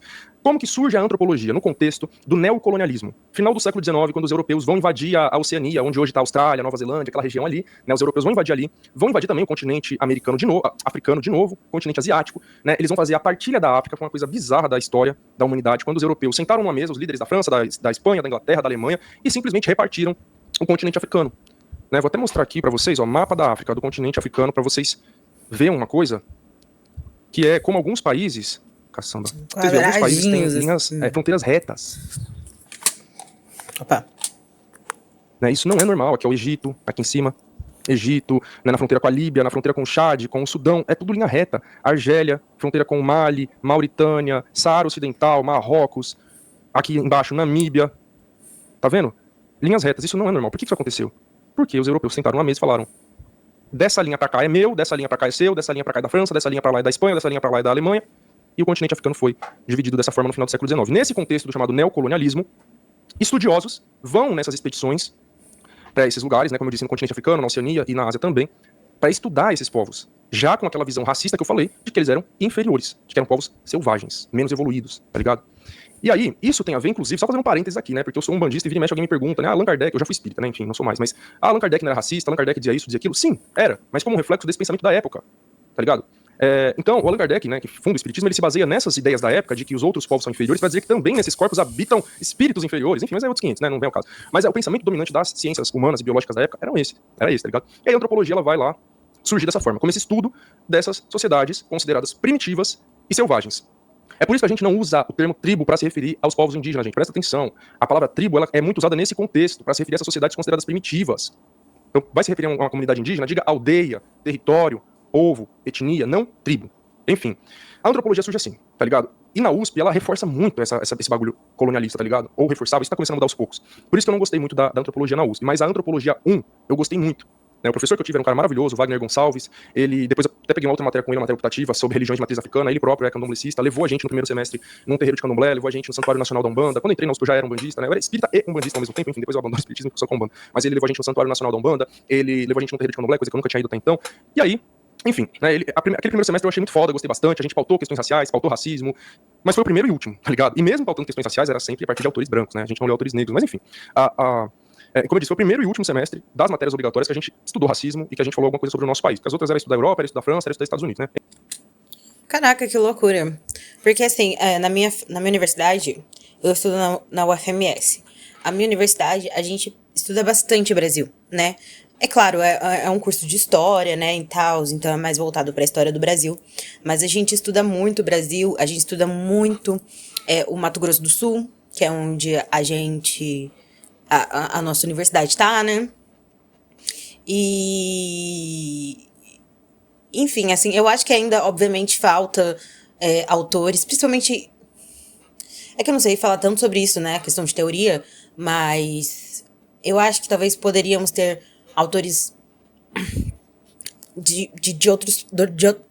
Desculpa, gente. De outras partes do mundo, né, que não só na Europa, porque a maior parte dos autores mesmo que a gente estuda nas matérias, assim, tipo, que não seja história do Brasil, história da América ou coisas assim, são, no geral, autores europeus. Enfim, então, a gente leu essas questões raciais e de miscigenação no nosso país, e ali eu adquiri muito conhecimento, né, sobre esses assuntos. Assim, como a gente tem o curso de... Eu tô no curso de licenciatura, né? Eu não sei, talvez o Thiago também. Mas o meu curso a gente tem que estudar obrigatoriamente a questão étnico-racial, né? Tem uma disciplina sobre isso e tudo mais. Mas, no geral, a gente não costuma também falar muito sobre racismo. Ou sobre coisas assim, homofobia, machismo, nada disso, assim. A gente foca bastante em entender muitas coisas, né? A gente fala, assim, de uma perspectiva mais, tipo assim, de baixo pra cima, né? Que é um consenso ali na minha unidade, que é do Thompson, inclusive, que também é um autor inglês. Do Thompson, não, desculpa. É do Walter Benjamin. Mas também tem o Thompson, né, que tem essa questão da história social, que é bastante forte no meu campus. Mas a gente não costuma debater explicitamente essas coisas assim, né? Eu acho também, assim, no meu curso não tem nenhum professor negro. Então, é difícil. A nossa matéria, inclusive, de étnico-racial, educação para as relações étnico-racial, foi dada para uma outra pessoa, o substituto, porque, enfim, não tinha uma pessoa que estava estudando isso efetivamente, disponível para dar aula ali, no nosso campus. Assuntos, e ali, aquilo me ajudou a entender por que se denominar como pardo, sendo negro, né, é problemático. Como eu disse lá no começo, não acho que todo pardo é negro, de forma alguma, tá ligado? Tem pardo que é negro, tem pardo que é indígena, tem pardo que é pardo. Tem pardo que não é nem negro nem indígena, tá ligado? Que não dá pra encaixar aqui ou ali. E tem pardos que são até mesmo negros e indígenas. Eu falei pra vocês que eu tenho ascendência indígena também, tá ligado? Mas eu digo, tem pessoas que são pardas que, pô, você não tem como dizer que ela é negra. Fala um bagulho aqui que talvez seja polêmico, né? Pra mim, a Anitta é parda. Eu não digo que a Anitta é branca. A gente vê a Anitta num clipe, ela tá negra, num clipe ela tá branca, num clipe ela tá com a pele mais clara, mais escura, cabelo... Blá, blá. Eu gosto da Anitta, não é uma crítica a ela, tá ligado? Mas ela tá nesse limbo racial. Cada hora ela tá de um jeito. Eu não acho que ela é branca, nem acho que ela é negra. Acho que ela tá naquele lugar ali no meio termo, tá ligado? Mas enfim, né? Só um exemplo de como eu acho que existem pessoas que sim são pardas. Mas eu digo, me identificar como pardo, na minha cabeça, naquele momento, eu entendi que seria uma coisa problemática. Porque seria, na minha visão, como que eu posso dizer? Seria eu, basicamente, aceitando esse projeto de embranquecimento da minha família e do nosso povo através da miscigenação. Eu acho que é isso também. Eu acho que é bem nesse ponto, assim, que também me toca, essa questão do pardo. Mas eu também não sei. Existem algumas pessoas, assim, como, por exemplo, a Anitta, que eu já pensei bastante sobre ela, nessa questão que você fica tipo, cara, mas e ela? E ela, sabe? Como é que a gente vê essa pessoa? Mas eu acho que também é uma questão, assim, de identificação, né? Porque, pelo que eu vejo, assim, da Anitta, né, ela fez um monte de cirurgia plástica e tudo mais, assim. Ela parece que tentou... Mas antes também, eu não sei. Realmente, é complicado. Tá ligado? Então eu me afastar da minha negritude, do meu lado indígena, e me reivindicar somente como nada disso, na verdade, né? Teve um caso muito emblemático que aconteceu também na minha adolescência, né? Eu tinha por volta de 13 anos, alguma coisa assim, que tinha uma corrida, teve uma competição de corrida na escola, né? E eu ganhei. E eu sempre fui muito bom com corrida, tá ligado? Sempre que tinha corrida eu ganhava. E a professora de educação física falou um bagulho que, enfim, hoje eu entendo até mesmo que pode ser interpretado de uma forma racista, né? Ah, porque pessoas negras têm uma estrutura óssea corporal melhor pra correr e não sei o quê. E aí ela, não me lendo como negro, perguntou, né? Você tem familiares negros, né? Pais negros, ascendência negra? Eu falei, não tem ninguém negro na minha família, não. E naquele momento eu falei assim, até com certo orgulho, tá ligado? Como se fosse uma coisa boa. Só que, enfim, né, minha família negra, minha família paterna é negra, mas eles são negros de pele mais clara, né? Então, as pessoas que estão vivas, né, são pardas, entre aspas, né, seriam colocadas nesse lugar de mulatas pelo tom da pele, e as pessoas mais velhas, né, sejam as que já morreram, as que estão lá no Piauí, que eu nem tenho contato, são mais escuras, de fato, né? Então, enfim, a minha bisavó do meu pai era preta retinta, e assim vai. Mas é uma galera que eu não cheguei a conhecer, né? Então eu falei, não tem pessoas negras na minha família, não, né? E aí, é o que eu tô dizendo, sobre essa questão de querer se afastar disso. É motivo de vergonha, é motivo de, sei lá, né, não é. Sim, muitas vezes as pessoas, elas vêm falar pra você, tipo, você fala assim, não, é porque eu sou negro e tal. Aí a pessoa, não, você não é, você é só pardo, você é moreninho, não sei o quê, como se isso fosse errado, tá ligado? Uma coisa que você se orgulha, que você queira ser associado. É uma coisa do passado. Que é justamente o que eu falei, a gente que é pardo tá nesse lugar dessa transição, daquele passado selvagem, daquele passado, enfim, inferior. Faz muito sentido pensar à luz do quadro lá da Redenção de Khan sobre isso. Eu, tipo, sempre vi esse quadro e eu ficava pensando, cara, tá, eu entendo, né, todo o conceito e tudo mais dele, mas essa análise que o Chavoso fez foi muito legal. Inferior, né? E a gente tá caminhando pra essa evolução, pra essa civilização que é representada pela branquitude, pela brancura. Então, eu, né, seu... Não é só o que eu quero dizer é que não é só um projeto de branqueamento da população, mas pensar nessa chave de uma caminhar para a civilização. E o negro como essa coisa que tem que ficar esquecido no passado. Deus o livre fosse hétero, tivesse um filho com uma mulher, apesar que eu posso ter um filho com um trans, vai saber, mas enfim. Então se eu tiver um filho com uma pessoa branca, nosso filho vai nascer branco. A família vai ter sido embranquecida. Se eu sou uma pessoa sem noção e sem consciência racial de tudo que eu falei aqui hoje, né, o tempo tá acabando, eu ia achar isso ótimo, é a redenção de Khan. Vou levantar a mão pra você e agradecer a Deus que a família foi embranquecida. Você se afastou daquele passado selvagem, você está se aproximando desse ideal de brancura, de civilização, de inteligência, de beleza, de tudo que... Porque é isso que o branco significa, né, na nossa sociedade. Vai ser bom e melhor. Cara, acabou. Religar as pessoas. Acabou, gente. Eu achei que ia ter alguma finalização, mas de toda forma, eu gostei bastante do vídeo do Chavoso. Eu acho que ele trouxe pontos muito interessantes. E no geral é isso, gente. Acho que eu falei tudo que eu tava pensando. Ajudou a fortalecer bastante o que eu estava sentindo, assim. Enfim. Mas é isso. Se você gostou desse vídeo, deixa o seu like, seu comentário aqui, por favor, me ajuda bastante a crescer com o canal. E não se esquecem de se inscrever. Um beijo, até a próxima.